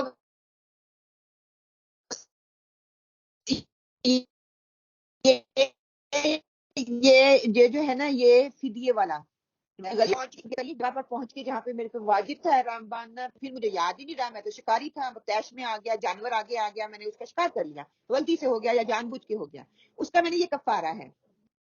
ٹھیک ہے, اس کا یہ کفارہ دینا ہے ویسا ہی جانور یا اس کے متبادل قیمت. لیکن وہ کون طے کرے گا, میں یا آپ؟ نہیں, وہاں کے لوکل باشندے دیکھیں گے. فار ایگزامپل اس گائے ہو سکتا ہے ایک آپ نے فار ایگزامپل ایک گائے یا بکری لگانی قیمت کچھ بھی نہ ہو نا, تو وہاں کے جو باشندے لوکل ہیں وہ اس کی قیمت کو تعین کریں گے کہ کس کی کتنی قیمت ہے, اس کے پھر آپ وہ قیمت دیں گے یا وہ جانور دیں گے. اگر وہ جانور ہوگا تو جانور حرم کی حدود میں جا کے وہاں پہ قربان ہوگا. وہ بکری ہو, وہ گائے ہو, وہ اونٹ ہو, کسی بھی جانور کا تعین جیسا اس نے ذبح کیا شکار کیا ویسے یا اس کو ذبح کرنا پڑے گا. اچھا, عدل سے مراد دین پر عمل. 2 انسان ہیں اور فرائض ان کی شرائط کیا ہے کہ وہ فرائض ادا کرنے والے ہوں, نماز روزہ حج زکات جو ہے وہ اپنے ادا کرنے والے ہوں. چگلی کری گئی تو کری گئی, چگلی حتیٰ کہ کبیرہ گناہوں میں آتی ہے. بندوں کے ساتھ اچھے اخلاق والے ہوں اور سب کو ان کا حق دینے والے ہوں. مطلب کہ ایک ایسا عادل بندہ ہو جو کہ اللہ کی فرائض بھی دینے والا ہو, حقوق العباد کو بھی پورا کرنے والا ہو, اپنی برائیوں سے دور رہنے والا ہو, اس پر اصرار کرنے والا نہ ہو. اس سے فیصلہ کروایا جائے گا کہ اب آپ فیصلے یہ غلطی ہوگی ہے, اس کا کتنا تاوان ہوگا, یا یہ جانور جو میں نے کیا ہے اس کے کتنے پیسے ہیں. اگر جانور ہے تو جانور کو, ہدی کے جانور کو وہاں تک پہنچانا ہوگا.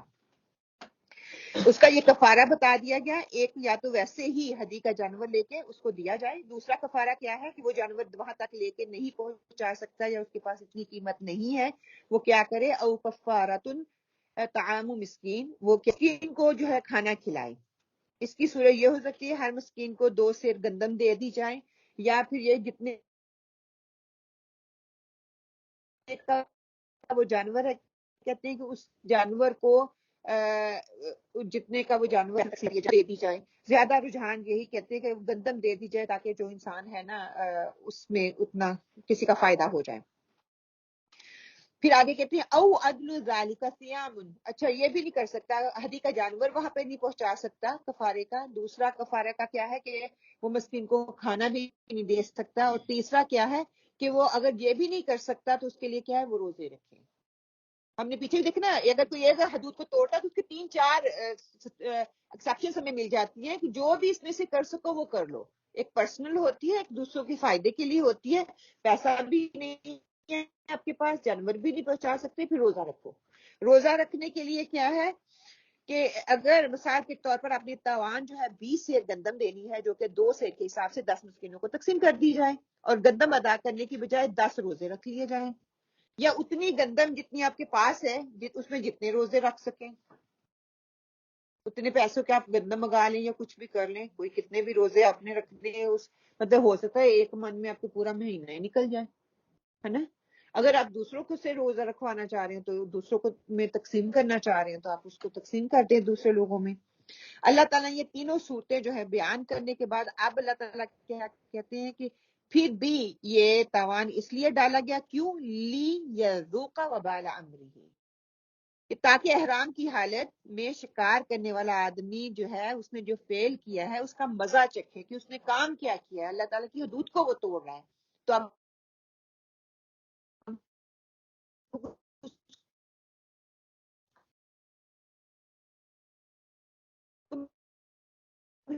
مشقت میں ڈالا گیا ہے کہ ہم اپنے آپ کو مشقت. اللہ تعالیٰ نے معاف کر دیا ہے، ہو چکا جو پہلے ہو چکا آفا ہوتا ہے گناہ کے اوپر جو ہے پکڑ نہ کرنا، اس کو ڈھانپ دینا، کہ اگر کوئی کسی شخص نے احرام کی حالت میں شکار کیا تھا تو اللہ تعالیٰ نے اسے معاف کر دیا، اس پہ کوئی گرفت نہیں ہے اگر وہ کفارہ ادا کر دے گا. تو اگر یہ بھی نہیں کرتا پھر فرمایا من عادا، اور پھر بھی ایسا کرے گا کہ ادھر سے گناہ کرتا جا رہا ہے ادھر کفارہ دیتا جا رہا ہے، اس کو تو اس کا کوئی فرق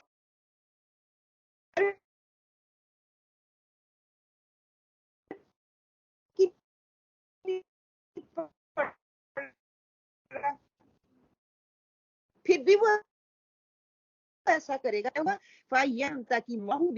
انتقام لے گا. اللہ تعالیٰ انتقام نہیں لیتے، وہ قدرت رکھتے ہیں، وہ ایسے شخص کو ضرور اپنی گرفت میں لے گا، وہ ضرور اس کو سزا دے گا، اور آخرت میں بھی اس کا حساب اس کو چکھانا پڑے گا. دنیا میں تو ہے ہی ہے، آخرت. اچھا، انتقام پکڑنا، اس کو بدلہ لینا، اس کا مزہ چکھانا. میں تجھے مزہ چکھاؤں گی، ایک کو تھپڑ مارا، دوسرے تجھے میں مزہ چکھاتا ہوں، تجھے 2 دیتا ہوں.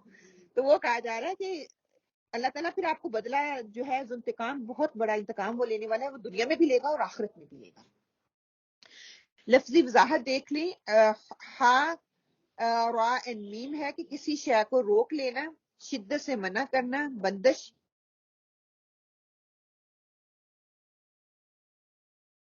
اور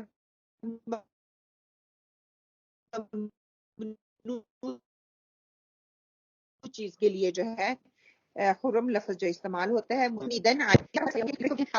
کے لیے بھی یہ لفظ استعمال ہوتا ہے، بلند عمارت کے لیے بھی، اور طول اور لمبائی کے لیے بھی یہ لفظ استعمال ہوتا ہے. جوڑ، ہڈیوں کے جوڑ، اس کے لیے استعمال ہوتا ہے. پاؤں کا ٹخنا اس کے لیے استعمال ہوتا ہے. اونچی اور مربع جگہ جو ہوتی ہے اس کے لیے استعمال ہوتا ہے. شرف اور بزرگی کے لیے آتا ہے، اور نوجوان لڑکی کے لیے بھی یہ لفظ استعمال کیا جاتا ہے. ذوق، مزہ معلوم کرنا، ہو جانا یا مزہ چکھانا، ہموار اس کو کرنا، اور پہلے گزر جانے والا کے آنے ایک سلف جو پہلے گزر چکے ہیں، سلف صالحین جیسے ہم بولتے ہیں نا کہ پہلے گزرے ہوئے لوگ. اب کیا ہے کہ حالت تفسیری نکات میں کیا آتا ہے کہ حالت حرام میں شکار کرا ہے، اگر کفارے کے جانور کی قیمت کا تعین دو تجربہ کار دیندار لوگ کریں گے جو کہ اس چیز میں ماہر ہوں گے. کفارہ جو ہے مساکین کو دیا جائے گا، اس کی قیمت کے برابر روزے رکھے جائیں گے. ان تینوں چیزوں میں سے کوئی بھی ایک چیز کی جا سکتی ہے. حضرت عائشہ رضی اللہ تعالیٰ فرماتی ہیں کہ آپ صلی اللہ علیہ وسلم نے فرمایا 5 قسم کے جانور موذی اور فاسق ہیں، ان سے باہر جگہ قتل کیا جا سکتا ہے. وہ کیا ہے؟ سانپ ہے، کوڑا ہے. اب کیا ہے کہ ہم اللہ جانور کی قربانی کریں، جانوروں کی قیمت کا غلہ مساکین میں تقسیم کرنا، غلہ کا الگ روزے رکھنا. یہ 3 چیزیں ہیں، ان تینوں میں سے کوئی ایک کی جا سکتی ہے کہ اس کے مطابق جانور کی قیمت دے دینا، یا غلہ لے لینا دے دینا کسی مسکین کو اتنا، یا غلہ کھانے والے مسکین جو ہیں وہ اتنی دیر کے لیے آپ کے لیے روزہ رکھ دیں۔ اچھا، ہم نے اس سے سیکھا کیا ہے، ہمارے لیے عمل کے پوائنٹ کیا نکلتے ہیں کہ اللہ کی مقرر کردہ حدود سے آگے نہیں بڑھنا، ہر معاملے میں انصاف سے اپنے آپ کو دیکھ رہے ہیں نا، اور ہم مسلمان ہیں، نماز روزہ بھی ہم کر رہے ہیں، پھر بھی ہم کہتے ہیں مسلمان ہیں۔ جہاں پہ حق دینے والے ہیں اللہ تعالیٰ کی ہر حدود کو توڑ کے ہم کہہ رہے ہیں مسلمان ہیں، تو نہیں، ناجائز کاموں سے بچ کر پھر ایمان کا امتحان جو ہے وہ اللہ تعالیٰ دیتے ہیں۔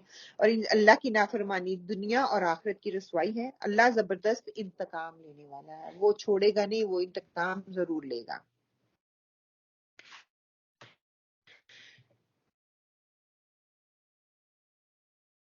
اب جو ہے سورہ المائدہ آیا 96، اس کا ترجمہ ہم سارے پڑھ لیتے ہیں انشاءاللہ تعالی۔ احل، حلال کیا، دریا کا شکار، وطعامہ، اس کا کھانا، متاعن،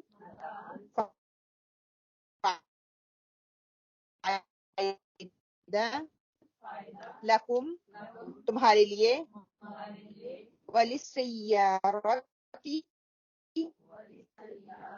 اور مسافروں کے لیے، وحرم علیکم صید البر، جنگل کا شکار، جب تک تم ہو حرمن،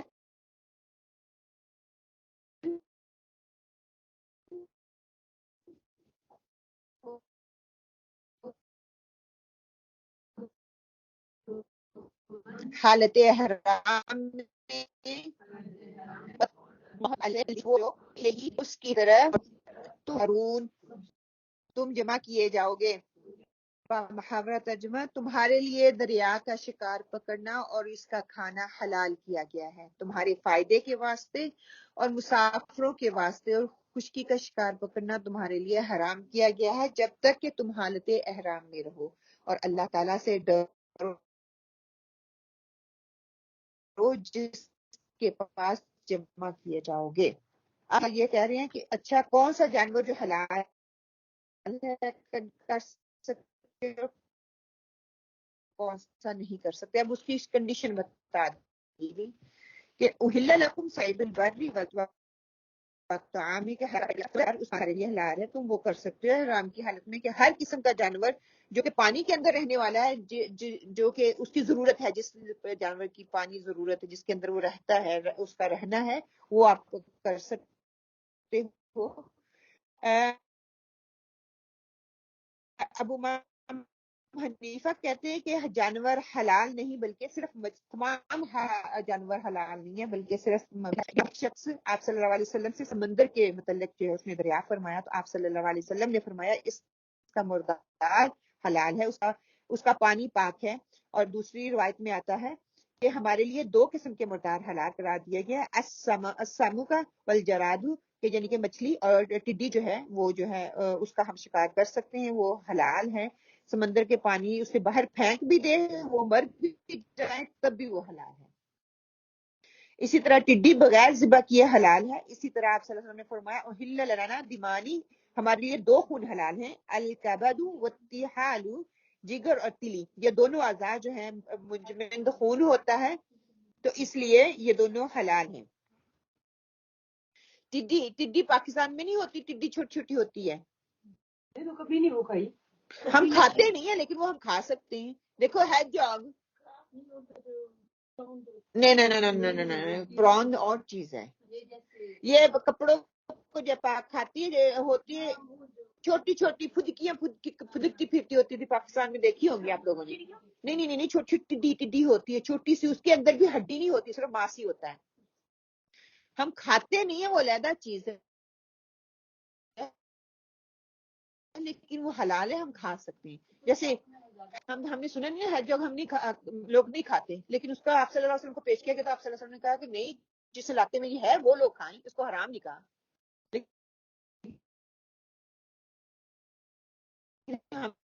ہم نہیں کھاتے، ہے نا. تو اسی طرح چھوٹا نہیں نہیں جو گراس کے اوپر ہوتی ہے اور ایسے ایسے ادھر ادھر ادھر ادھر چلی جاتی ہے ایسے کر کے. وہ گراس نہیں وہ کپڑوں میں، ہاں گھروں میں زیادہ ہوتی تھی، چھوٹی چھوٹی ہوتی ہے وہ، کیسے اس کے لمبے لمبے بال بھی دو ہوتے تھے اور کائنڈ آف ہاں کھیتوں میں بھی ہوتی ہیں. اسی طرح ہوتا ہے جو کھیتوں میں ہوتی ہے وہ، لیکن اس طرح کی آگے پھر کیا ہے کہ دریا شکار کو اللہ تعالیٰ نے حلال کر دیا.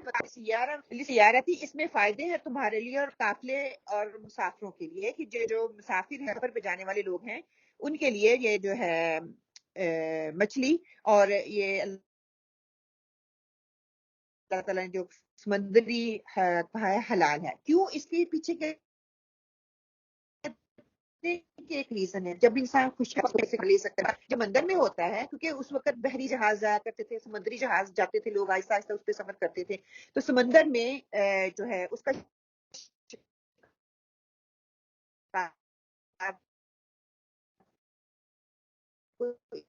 اس لیے حلال کر دیا گیا کیونکہ وہ ہی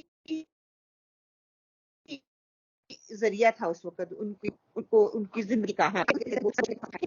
ایک مہم پر گئے اور آپ نے ان کو بھیجا، ان کے ساتھ 300 اور صحابہ بھی تھے. ان کے پاس جو زیادہ رہا تھا بہت کم تھا، کتنی ایک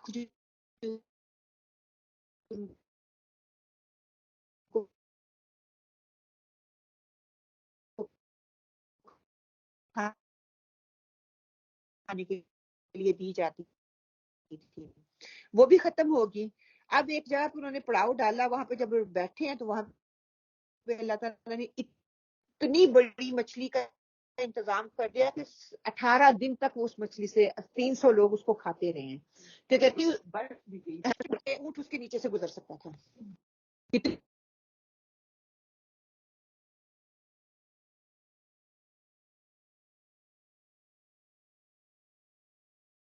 بڑی وہ مچھلی. لے کے آئے تو وسلم نے بھی کھایا.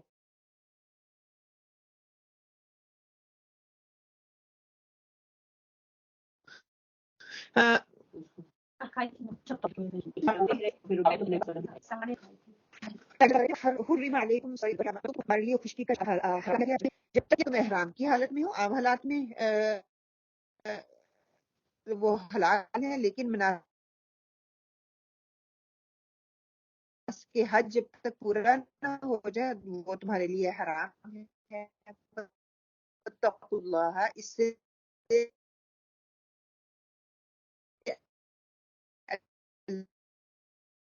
اللہ تعالیٰ سے ڈر جاؤ.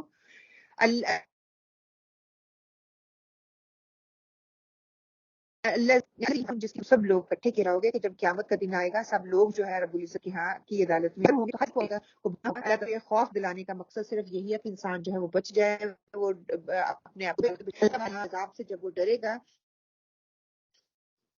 تو اللہ تعالیٰ کی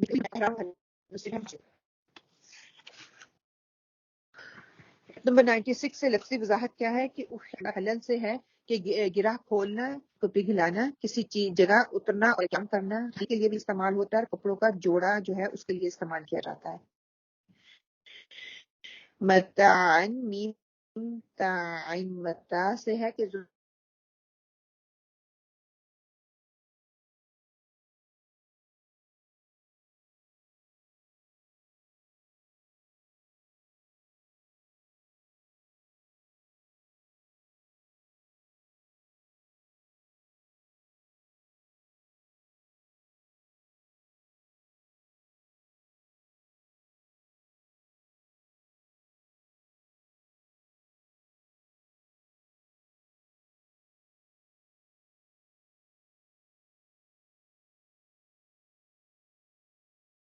عوام جسے ہے نا اسی طرح جو ہے ان کے ٹھکانے سے کر جانا جمع کر کے تنگی پیدا کرے، اس کے لیے یہ لفظ استعمال کیا جاتا ہے۔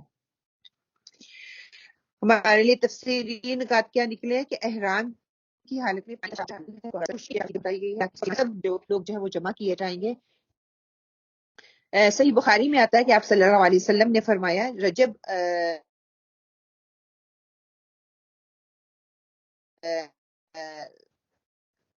7 ہجری میں ساحل بحر کی طرف ایک لشکر نکلے،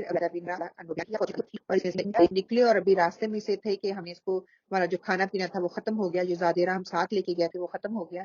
ابو عبیدہ رضی اللہ تعالیٰ نے حکم دیا کہ تمام فوجی اپنے جو زادیرہ ایک جگہ جمع کر دیں۔ سب کچھ جمع کر دیا گیا۔ کچھ کھجوروں بعد جمع کرنے کے بعد کھجوروں کے کل 2 تھیلے ہو سکے، اور روزانہ ہمیں اس میں سے تھوڑی سی کھجور دے دی جاتی ہے۔ جب اس کا بھی اکثر حصہ ختم ہو گیا تو ہمیں صرف 1 کھجور ملنے لگی۔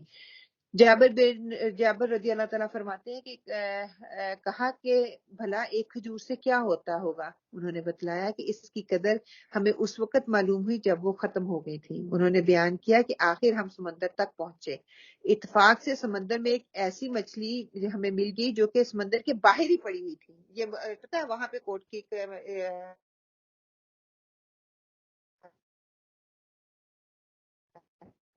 کوٹ کرتے ہیں، جب مردار کی بات آتی ہے مچھلی جو ہے تو جب یہ سامنے کھائی تھی یہ کنارے پڑی ہوئی تھی مچھلی، انہوں نے خود شکار نہیں کی تھی۔ اپنے جسم میں پہاڑ کی طرح معلوم ہوتی تھی۔ سارا لشکر اس مچھلی کو 18 راتوں تک کھاتا رہا، اور کھانے کے بعد جو کہتے ہیں پھر جو بچہ پھر وہ واپس اپنے ساتھ لے کے آئے۔ آگے کیا کہ محرم اور شکار کیا ہے کہ خشکی کا شکار جو ہے وہ ممنوع ہے، وہ نہیں کیا جائے گا، وہ حرام ہے، اور سمندر کا جو ہے جائز ہے۔ ایک جبندی آپ کے لیے کھلی رہنے دی تاکہ تم لوگ جو ہے اس سے فائدہ اٹھا لو۔ آج ہم نے سیکھا کیا ہے کہ حالت احرام میں حلال چیزیں بھی حرام ہو جاتی ہیں۔ ہر حالت میں اللہ کے احکامات کی پیروی کرنی ہے۔ وہ مشکل تو ضرور ہوگا، obviously ایک چیز ہے آپ کی روٹین بنی ہوئی ہے، عام حالات میں آپ کھاتے ہو، لیکن ایک سرٹن حالات ایسے آتے ہیں جہاں پہ آپ کو اس کے لیے رکنا پڑے گا۔ اللہ ہر چیز کا حساب لینے والا ہے، وہ حساب لینے میں بہت سخت ہے۔ اب شاعر اللہ کی بات ہو رہی ہے کہ شاعر اللہ کا احترام کیا ہے۔ آیت نمبر 97 کا ہے کہ شاعر اللہ کا احترام جعل اللہ الکعبۃ البیت الحرام قیاما للناس، کہ اللہ تعالیٰ جو ہے عزت اور بزرگی، اللہ تعالیٰ نے کعبے کو جو کہ ادب کا مقام ہے لوگوں کی ادب قرار دیا، اور عزت والے میں ہونے والے جانور کو بھی اور جانوروں کو بھی جن کے گلے میں بٹے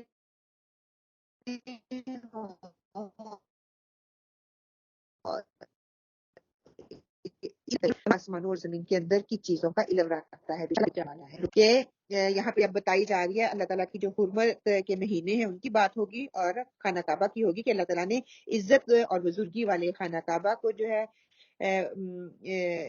کو قیام کیا کا ذریعہ بنایا۔ عربی زبان میں کعبہ ابری ہوئی جگہ کو کہتے ہیں، جو کہ ایک چکور گھر ہے، جیسے وہ اسکوائر ہے نا، اس چیز کو کہا جاتا ہے کعبہ۔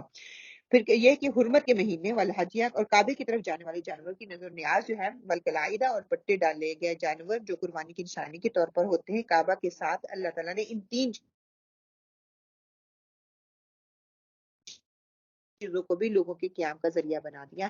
کیا کہ یہ چیزیں جو ہے وہ جب انسان امن میں ہوتا ہے، یہ تینوں چیزیں بھی ان کو نقصان نہیں پہنچایا جائے گا، یہ امن میں رہیں گے۔ امن گھر میں ہو یا امن محلے میں ہو یا امن سوسائٹی میں ہو،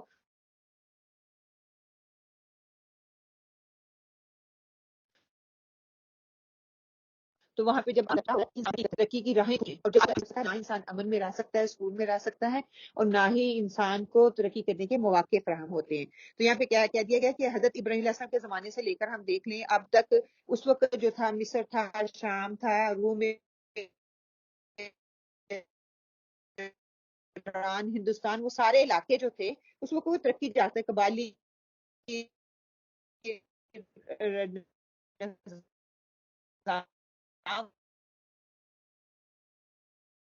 وہاں پہ رائج تھا ان کے اندر کوئی نظم و ضبط نہیں تھا، اس کو قائم کرنے کے لیے اللہ سبحانہ تعالیٰ نے جو ہے پھر تجارت کے حرمت کے مہینے بھی وہاں پہ ان کو بتا دیا، پھر ان کو تجارت کے لیے بھی بتا دیا، کیونکہ وہ تجارت کرتے اور مار کرتے تھے، اور انہی مہینوں میں حرمت کے مہینوں کو جب چاہتے تھے آگے پیچھے وہ کر لیتے تھے۔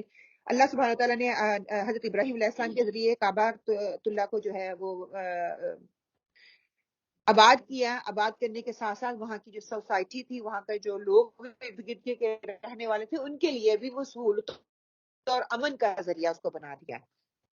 سورہ نساء میں ہم نے پڑھا وَلَا تُؤْتُوا السُّفَهَاءَ أَمْوَالَكُمُ الَّتِي جعل اللہ لکم قیامہ کہ اپنے مال بے وقوفوں کے سپرد نہ کرو، اللہ تعالیٰ تمہارے لیے گزران کا ذریعہ بنائے گا۔ بیت اللہ شریف بھی اسی لیے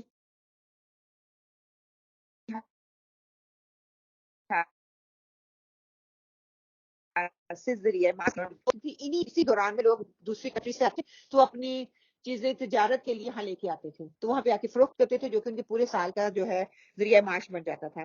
پھر اسی طرح اللہ سبحانہ تعالیٰ کہتے ہیں وَلِلَّهِ عَلَى النَّاسِ حج البیت من استطاع الیہ سبیلا کہ وہ صاحب استطاعت ہیں، جو استطاعت ہیں تو زندگی بھر میں کم سے کم ایک دفعہ جو اللہ تعالیٰ کا حج ادا کریں۔ جب لوگ وہاں تک جاتے ہیں، کعبہ کا طواف کرتے ہیں، وہ نمازیں پڑھتے ہیں، وہ تلاوت کرتے ہیں، وہ اللہ کی قربت کا احساس ان کو ہوتا ہے، وہ صفا مروہ کرتے ہیں، تو کیا ہے کہ دنیاوی طور پہ بھی ان کو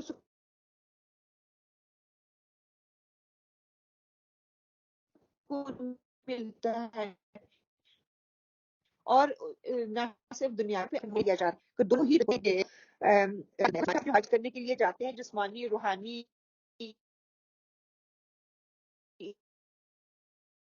علمی لحاظ کے فوائد حاصل ہوتے ہیں۔ بیت اللہ کے اللہ کے گھر جانے سے لوگوں کے قیام میں فائدہ ہوتا ہے، لوگ وہاں پہ رہتے ہیں، وہ لوگوں کی جو ہے عبادات وہ جو ہے وہ زیادہ کرتے ہیں، ڈرتے ہیں، اللہ کی احساس کو ہوتا ہے۔ اسی طرح سورہ عمران میں اللہ تعالیٰ کہتے ہیں اِنَّ أَوَّلَ بَيْتٍ وُضِعَ لِلنَّاسِ لِلَّذِينَ بِبَكَّةَ مُبَارَكًا کہ اللہ تعالیٰ نے اس سرزمین پر سب سے پہلا گھر جو بنایا وہ مکہ کو بنایا، اور وہ اللہ تعالیٰ جو لوگوں کی عبادت کے لیے اس کو اللہ تعالیٰ نے خاص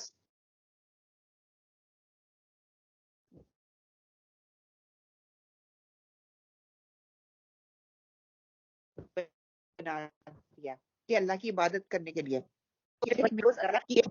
سے 60 طواف کرنے والوں کے لیے اور باقی 60 دیگر عبادت گزاروں کے لیے مخصوص کر دی جاتی ہیں۔ اور اللہ کی یہ خصوصی رحمتیں ہیں جو دیگر مہربانیوں کے علاوہ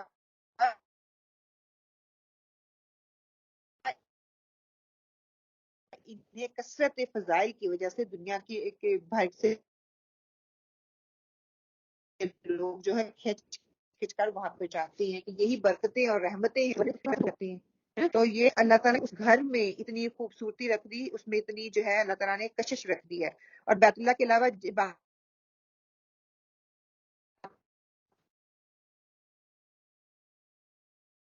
کی 3 چیزوں کا جہاں پہ ذکر ہوا حرمت کے مہینے پر، قربانی کے جانور ہیں ان کی حرمت کے حوالے سے ہمیں بتا دیا کہ ان کی کیا اہمیت ہے۔ قرآن پاک صلی اللہ علیہ وسلم کے حوالے سے شریف اور نماز ہے، اور اللہ تعالیٰ کی جو ذات ہے، آپ صلی اللہ علیہ وسلم کی جو ذات ہے وہ بھی شاعر اللہ میں سے ہے، اور خانہ کعبہ بھی شاعر اللہ میں سے ہے، اور 3 حرمت کے مہینے یہ شاعر اللہ میں سے ہیں، اور قربانی کا جو جانور ہے وہ بھی شاعر اللہ میں سے ہے۔ کہ فَاذْكُرُونِی اذکرکم تم مجھے یاد کرو میں تمہیں یاد کروں گا، اللہ کا شکر ادا کرو۔ اور اگر انسان اللہ کا شکر ادا نہیں کرتا تو اللہ تعالیٰ کی ناشکری کرتا ہے۔ اللہ تعالیٰ شاکر میں وَاشْکُرُوا وَلَا تَکْفُرُونَ یعنی کہ میرا شکر ادا کرو، میری ناشکری نہ کرو، میری صبری نہ کرو۔ اور پھر جب فَاصْبِرُوا كَمَا صَبَرَ أُولُو الْعَزْمِ مِنَ الرُّسُلِ کہ جو صبر کرے گا یہ اولو العزم جو ہے پیغمبر ان کی صفت میں سے ہے۔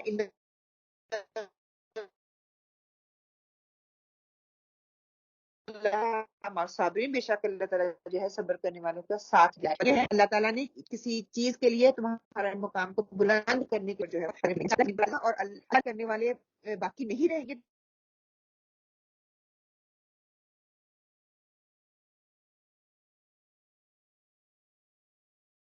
تو کیا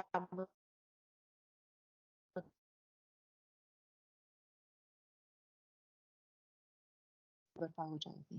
جتنی دیر لوگ اللہ کا ذکر کرنے والے ہیں تب تک قیامت نہیں آئے گی. جب یہ ختم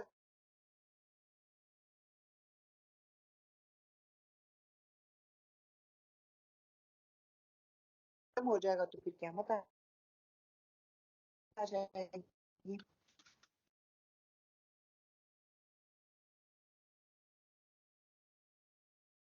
ذالک تعلموا اللہ تعالیٰ نے جن بے شک اللہ تعالیٰ جو ہے ہر شے کو جاننے والا ہے، وہ ان کی مصلحتوں سے اچھی طرح سے واقف ہے، اس لیے اللہ کے ذکر نفس نے تبدیل کرنے جو کپڑا استعمال کیا جاتا ہے اس کے لیے بھی یہی لفظ استعمال ہوتا ہے. قیامن ادا کرنا اور عادت و دیوانی خبر مطالبہ کرنے کے لیے یہ لفظ استعمال ہوتا ہے. الہدیہ حاری سے نمایاں روشن ہونا، آگے آگے ہونا. ابری ہوئی چٹان کے لیے آتا ہے، ہدیہ اور تحفے کے لیے آتا ہے.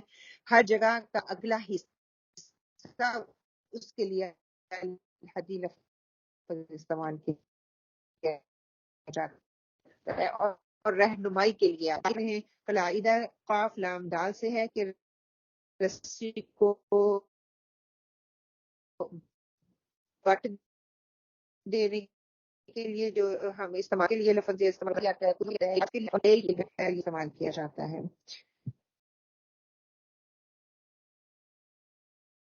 خانہ کعبہ کی حرمت کا بھی میں یہ سب شاعر اللہ میں سے علیم اللہ کی ذات ہے، اس کا ذکر یہاں پہ ہوا.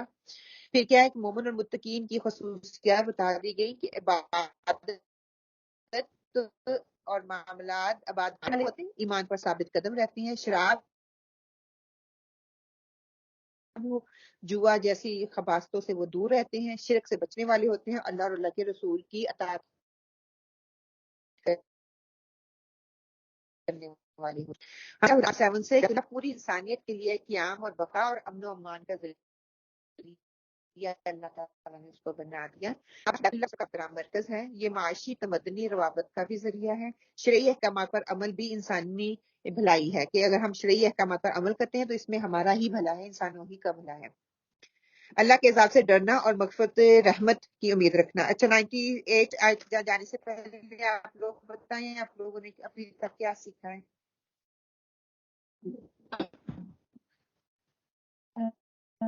اللہ کے جو احکام ہیں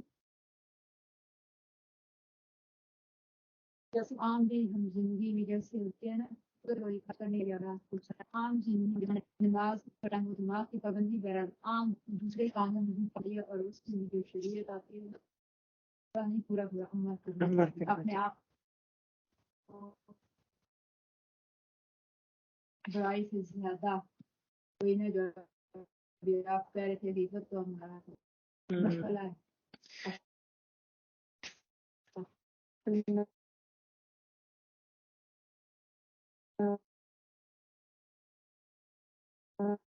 اللہ معاف کرے جی. کرنا چاہیے، ہم کرتے بھی ہیں لیکن اس کی جو ہے کمی کوتاہی اگر رہ جاتی ہے تو پھر اس کے مطابق اللہ تعالیٰ نے آزمائش کی ہے، ٹیسٹ ہے ہمارا. گھر جو ہے دیکھ خانہ کعبہ جو ہے، خانہ کعبہ ایک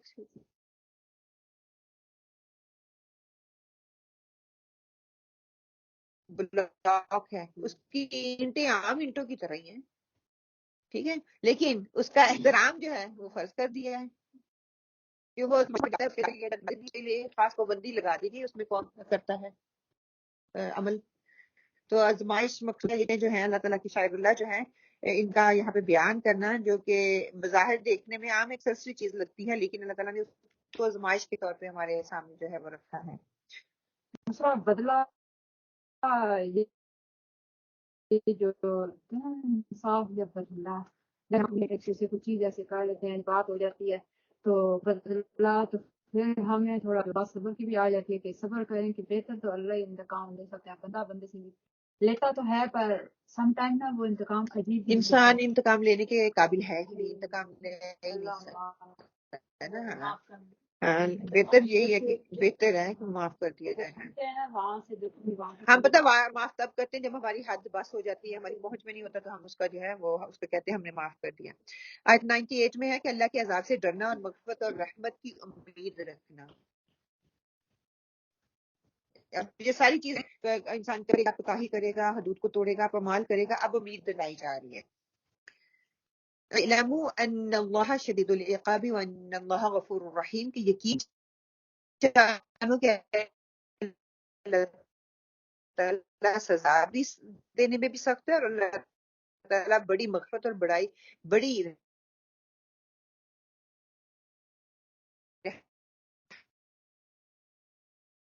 رحمت والا بھی ہے. کہ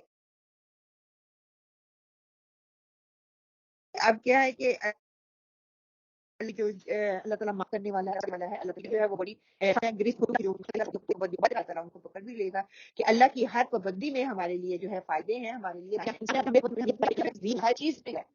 اللہ ہمیں کن چیزیں تمام کرنے کے بعد اگر ہم نہیں مانتے تو وہ پھر ہمیں ساتھ دے گا. تو عدل تقاضا ہے کہ وہ انصاف ہے، اور جب انصاف کی پلڑے میں ہمیں تولا جائے گا تو ہم ہر چیز ہی اس کے مخالف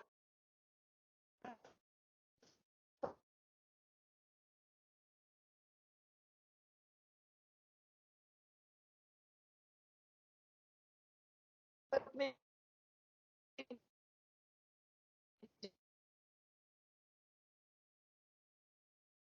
جا ہوں گے.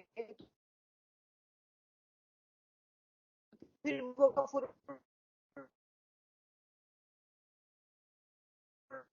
رحیم کیسے ہوگا؟ پھر اللہ تعالیٰ کی ایک صرف عدل بھی ہے، اس کو ہم بھول جاتے ہیں. وہ انصاف کا دن ہے. اس دن جب انصاف کیا جائے گا تو پھر ہاں وہ غفور رحیم ہے، جس کو چاہے گا وہ ہوگا. علموں کسی چیز کی حقیقت کو ہمیں بتایا جا رہا ہے کہ کس چیز کی حقیقت شریر بدن کے لیے، قوت کے لیے بھی کہتی ہے، اور اس طرح اس کے لیے بھی بدلا ہے. غفور آراز ہے کہ کسی چیز کو میل سے بچانے کے لیے چھپانا، لوہے کا خود جو ہوتا ہے اس کے لیے ہے وہ بادل کا ٹکڑا جو دوسرے ٹکڑے پہ ہے. تفسیری نکات میں آتا ہے کہ اللہ تعالیٰ سزا دینے والا بھی ہے اور سخت بھی ہے. توبہ کرنے والوں کے لیے اللہ تعالیٰ کی مغفرت کا دروازہ ہمیشہ جو ہے وہ کھلا ہوا ہے. وہ اپنے بندوں پر بہت آسانی دیتا ہے. اللہ کے عذاب سے پناہ مانگتے رہنا ہے،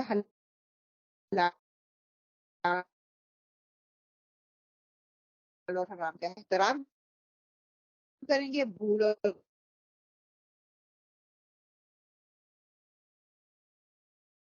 غفلت پر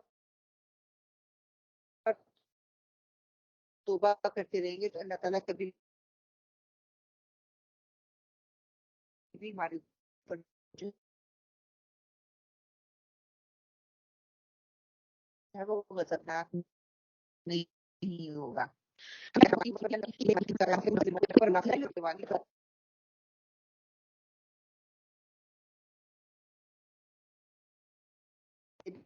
وہی دے دی، پکیزہ اصول دے دیے، شریعت دے دی، ان سب پہ عمل کرنا جو اب ہمارا کام ہے. اس نے پہنچا دیا، تمام حجت کر دی ہے. ان کا کام تھا پہنچا دینا، ان کی ذمہ داری یہی تھی، انہوں نے وہ کام کر لیا. اب اس کی ذمہ داری ہے ہم اس پہ عمل کریں. اگر عمل کریں گے تو خیر ہے، اگر نہیں کریں گے تو ہماری بات کریں گے. واللہ یعلم ما تبدون وما تکتمون، اور تمہاری ہر ظاہر اور پوشیدہ چیز اور عمل کو خوب جانتا ہے. وہ ظاہری ہو جب پوشیدہ ہو، دل کے اندر ہو یا دل کے باہر ہو. اس کے جو نتائج ظاہری طور پہ اللہ سے عمل کرتے ہو یا دل سے کرتے ہو، اللہ سے ڈر کے عمل اس پہ کرتے ہو کہ اللہ کی طرف سے ہے.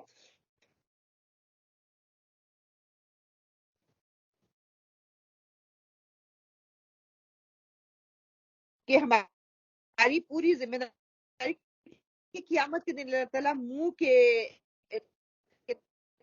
کہ سورہ کہ اللہ تعالیٰ غالب ہو جائیں گے. قرآن ہی کا ایک آیات کا حصہ ہے کہ اللہ تعالیٰ قیامت والے دن تمہارے منہ بند کر دے گا, زبان بند کر دی جائے گی, تمہارے ہاتھ اور پاؤں ہے تمہیں دیکھ لیں گے یا تمہارے خلاف بولے. تو پھر ہم دیکھ لیں کہ کوئی چیز جو ہے ایسی نہیں ہے جو کہ ہمارے خلاف گواہی نہ دے یا ہمارے حق میں گواہی نہ دے. ہم کیا کرتے ہیں کیا نہیں, اللہ تعالیٰ ہر چیز کو جاننے والا ہے,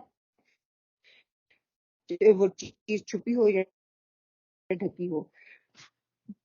بلاک کے طریق پہنچاتی ہو جانا, اور یا پڑھ چکے ہیں اس چیز کا ادراک ہو جانا, کسی چیز کا پتہ چل جانا, کسی چیز کو پہچان جانا, یقین ہو جانا, محسوس کرنا. تو دون بعد الواؤ سے ہے, نمایاں طور پر ظاہر ہو جانا. ہر وہ مقام جہاں کوئی عمارت نہ ہو اور تمام چیزیں ظاہر نظر آتی ہوں.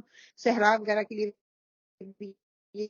یہ لفظ استعمال ہوتا ہے. تب تمون کہ کاف تامین سے کوئی بات چھپانا, مخل کرنا, کہ تمہارے فضل کے لیے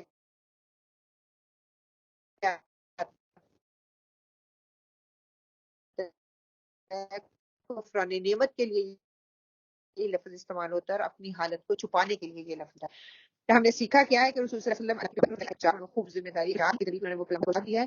اللہ کے ان احکامات پر عمل کرنا قوم کی ذمہ داری ہے. قوم کی نافرمانی سے رسول جو ہے وہ بری ذمہ ہے. ہاں ان کو تکلیف ضرور ہوتی ہے, اتنی مشقت اور محنت سے انسان جب کوئی کام کرتا ہے تو وہ پورا نہیں ہوتا تو کیا ہوتا ہے, کچھ تکلیف ہوتی ہے نا. اللہ تعالیٰ سب ظاہر اور پوشیدہ چیزوں کو جو ہے وہ جاننے والا ہے. ابلاغ بذریعہ رسول کیا ہوا کہ اللہ تعالیٰ نے تمام احکامات انسانیت کو پہنچا دیے, حجت قائم کر دی. اب اللہ ہر ظاہر اور باطن کو جاننے والا ہے کہ اس حجت کو تمام کرنے کے بعد انسان کس طرح سے اس پہ عمل کرتا ہے. ہم نے سیکھا کیا ہے کہ رسول صلی اللہ علیہ وسلم کے ذمے احکامات کو مخلوق تک پہنچا دینا تھا, انہوں نے پہنچا دیا. احکامات کو ماننا یا نہ ماننا میری اور آپ کی ذمہ داری, ہم مانے یا نہ مانے. اللہ کے احکامات کو نہ ماننے والے نقصان اٹھائیں گے, اللہ کے احکامات کو جو مانیں گے وہ جنت میں جائیں. بہترین لایعمل ہے ان کے لیے زندگی گزارنے کا یہ. اللہ تمام ظاہر اور باطن اور کھلے اور چھپے سے خوب اچھی طرح سے واقف ہے. آیت نمبر 100, ناپاک اور پاکیزہ چیزیں برابر نہیں ہیں. کہ آپ صلی اللہ علیہ وسلم دیجئے کہ ناپاک اور چیزیں برابر نہیں ہیں. آپ پاک کی کثرت بھری لگتی ہو, اللہ تعالیٰ سے ڈرتے رہو. اللہ عقل مند, اے عقل مند, تاکہ تم کامیاب ہو جاؤ. کہ آپ کے اس میں تفصیل کی ضرورت نہیں ہے کہ پاک ہم طیب کا معنی پیچھے پڑ چکی ہیں. خبیر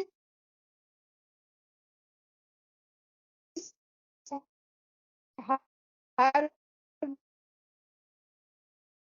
وہ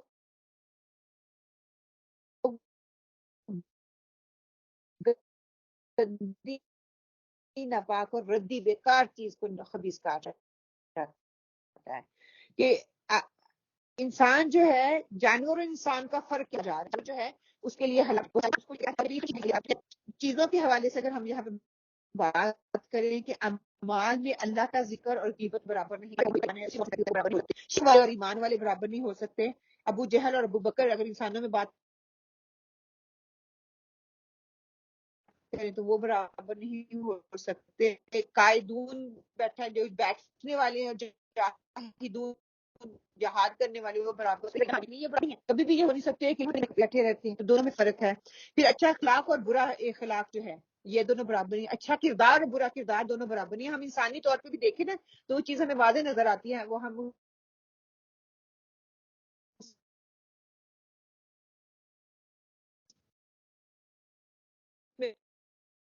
فرق محسوس کر سکتے ہیں. یہاں دیکھنے اور اندھا برابر نہیں ہے. ایک زرخیز زمین ہے, بنجر زمین ہمیں نظر آتی ہے, کچھ بھی نہیں ہے. زرخیز کے اوپر پھل فروٹ اگا ہوا ہے, ہریالی اگی ہوئی ہے. ایک اچھا انسان ہے اور ایک برا انسان ہے. ایک اچھا عمل کرنے والا اور ایک برا عمل کرنے والا. یہ کبھی بھی چیز کی کثرت جو ہے وہ طیب ہے, وہ اس پہ حاوی ہے. جو گندی چیز ہے, مطلب کہ ایک آپ نے 100 پاؤنڈ رشوت کے ذریعے اس کی بنسبت محنت کر کے 1 روپیہ کمایا, 1 پاؤنڈ کمایا, وہ 100 پاؤنڈ سے زیادہ جو فائدہ مند ہے وہ زیادہ حاوی ہے. کہتے ہیں کہ عبداللہ بن مبارک نے کہا تھا کہ میں ایک مجتبع درہم سے بچنا زیادہ پسند کرتا ہوں بنسبت اس کے کہ جو درہم جو ہے اس کو جو مجتبع ہے نا اس سے زیادہ مجھے ایک ہی درہم بے شک مل جائے وہ اس پہ زیادہ میں قیاس کرتا ہوں وہ زیادہ ہے. حدیث کا مفہوم ہے آپ صلی اللہ علیہ وسلم میں تشریف فرما تھے, قریب سے ایک اعلیٰ حیثیت کا آدمی گزرا. آپ صلی اللہ علیہ وسلم نے صحابہ سے دریافت کیا آپ نے صحابہ سے دریافت کیا یہ کیسا آدمی ہے, تو آپ کو بتایا کہ اشراف میں سے ہے. شخص اس کے لیے گھر دروازہ کر لیا جائے گا, لوگ اس کے رشتے پر فخر کریں گے. اگر یہ شخص کسی کی سفارش کرے بھول لی جائے گی. اس کی تھوڑی دیر بعد ایک اور شخص گزرا. آپ صلی اللہ علیہ وسلم نے اس کے متعلق دریافت فرمایا تو آپ صلی اللہ علیہ وسلم فرمایا تو آپ نے عرض کیا یہ فقراء میں سے ہے. اس کو جیسے اسے اگر پوری زمین بھری ہوئی ہو تو اللہ کے نزدیک دوسرا آدمی ان سب سے برابر ہے کیونکہ اس کے ایمان جس کے بعد بھی نہیں نہیں ہے, وہ اللہ کی تقسیم ہے. کہ جو عزت شہرت شوکت اس کو مل رہی ہے جس کے پاس مال دولت ہے سارا کچھ ہے, اللہ کی نظر میں یہ کرائٹیریا نہیں ہے, یہ میری اور آپ کی نظر میں کرائٹیریا ہے. اللہ کے ہاں وہ دوسرا انسان جس کو ہم عزت نہیں دیتے, جس کو ہماری نظر میں کوئی مقام نہیں, اللہ کے ہاں اس کا مقام زیادہ بلند ہے. پھر آگے ساتھ ہی اللہ تعالیٰ نے کہہ دیا واتقوا اللہ یا اولی الالباب, اے صاحب عقل, اے عقل رکھنے والوں. عقل اللہ تعالیٰ نے سب کو دی ہے. اللہ تعالیٰ مجھے اور آپ کو مخاطب کر کے کہہ رہے ہیں اے عقل رکھنے والوں اللہ سے ڈر جاؤ. کیوں؟ اس کی وحدانیت کے خلاف جاؤ گے, اس کے قانون کے خلاف جاؤ گے, اس کی پابندیوں کے خلاف جاؤ گے, اس کے بتائے ہوئے رسولوں کے خلاف جاؤ گے, کیا ہوگا؟ تم ہو جاؤ گے. اگر اس پر عمل کرو گے ولا اللہ تو تم کامیاب ہو جاؤ گے. فلاح اور کامیابی تمہارے مقدر میں لکھ دی جائے گی. تم دنیا میں کامیاب ہو جاؤ گے تو ہو جاؤ گے. عقل اور رشد سے مراد جو حق اور باطل میں فرق رکھنے والا ہے یہ مراد لیا گیا کہ جو حق اور فرق جو ہے جس کے واضح ہو جائے, جس کے پاس واضح دلیل آ جائے اور وہ اس چیز کو پہچان جائے, پھر اس کے باوجود وہ حق کو نہ پہچانے اور حق پر قائم نہ رہے حلال ہے. جس چیز میں خبیث اور ناپاکی ہوگی وہ کثرت کے باوجود ان چیزوں کا مقابلہ نہیں کر سکتی جن میں پاکیزگی ہوگی. حرام چیز کی قیمت اور برکت ختم ہو جاتی ہے. استغفر اللہ. جس چیز میں پاکیزگی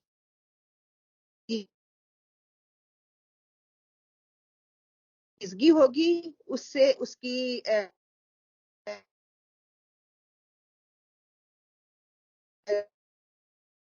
جو ہے برکت میں اور اضافہ کر دیا جاتا ہے, کو بڑھا دیا جاتا ہے. طیب اور خبیث چیزیں کیا ہیں؟ حرام مال لو دولت, حرام کی کثرت سے مال انسان دیتا ہے. پھیلے کہ جو ہمارے ارد گرد ہے ہوئے وہ خبیث رویے, اس کو ہم یہ سمجھے کہ اچھا یہ ماحول ہے, بلکہ یہ کہ وہ حرام کمائی کی وجہ سے اس طرح کے رویے جو ہے وہ اختیار ہوتے ہیں. ظلم کی بجائے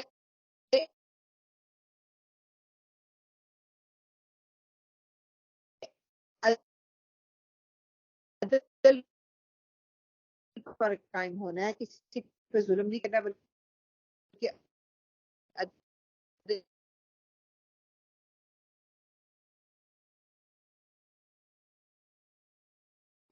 کے ذریعے جو ہے اپنی زندگی کو گزارنا ہے. پھر کیا ہے کہ ماڈرن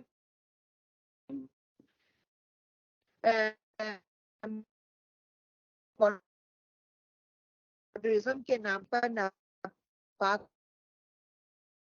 اور حرام کو اچھا نہیں سمجھنا. آج ہم اپنے آپ کرنے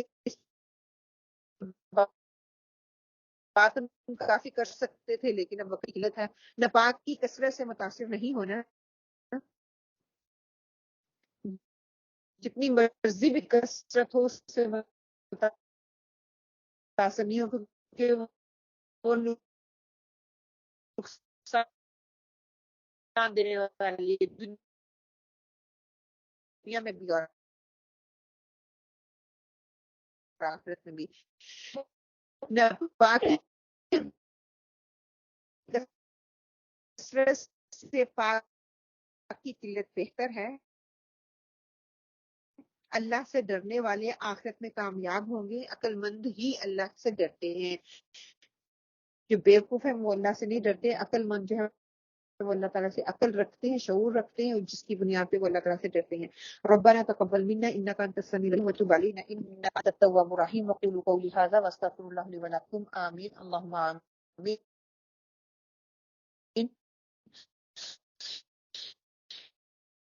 اللہ سبحانہ وتعالیٰ ہمارے لیے آسانی پیدا فرمائے. اللہ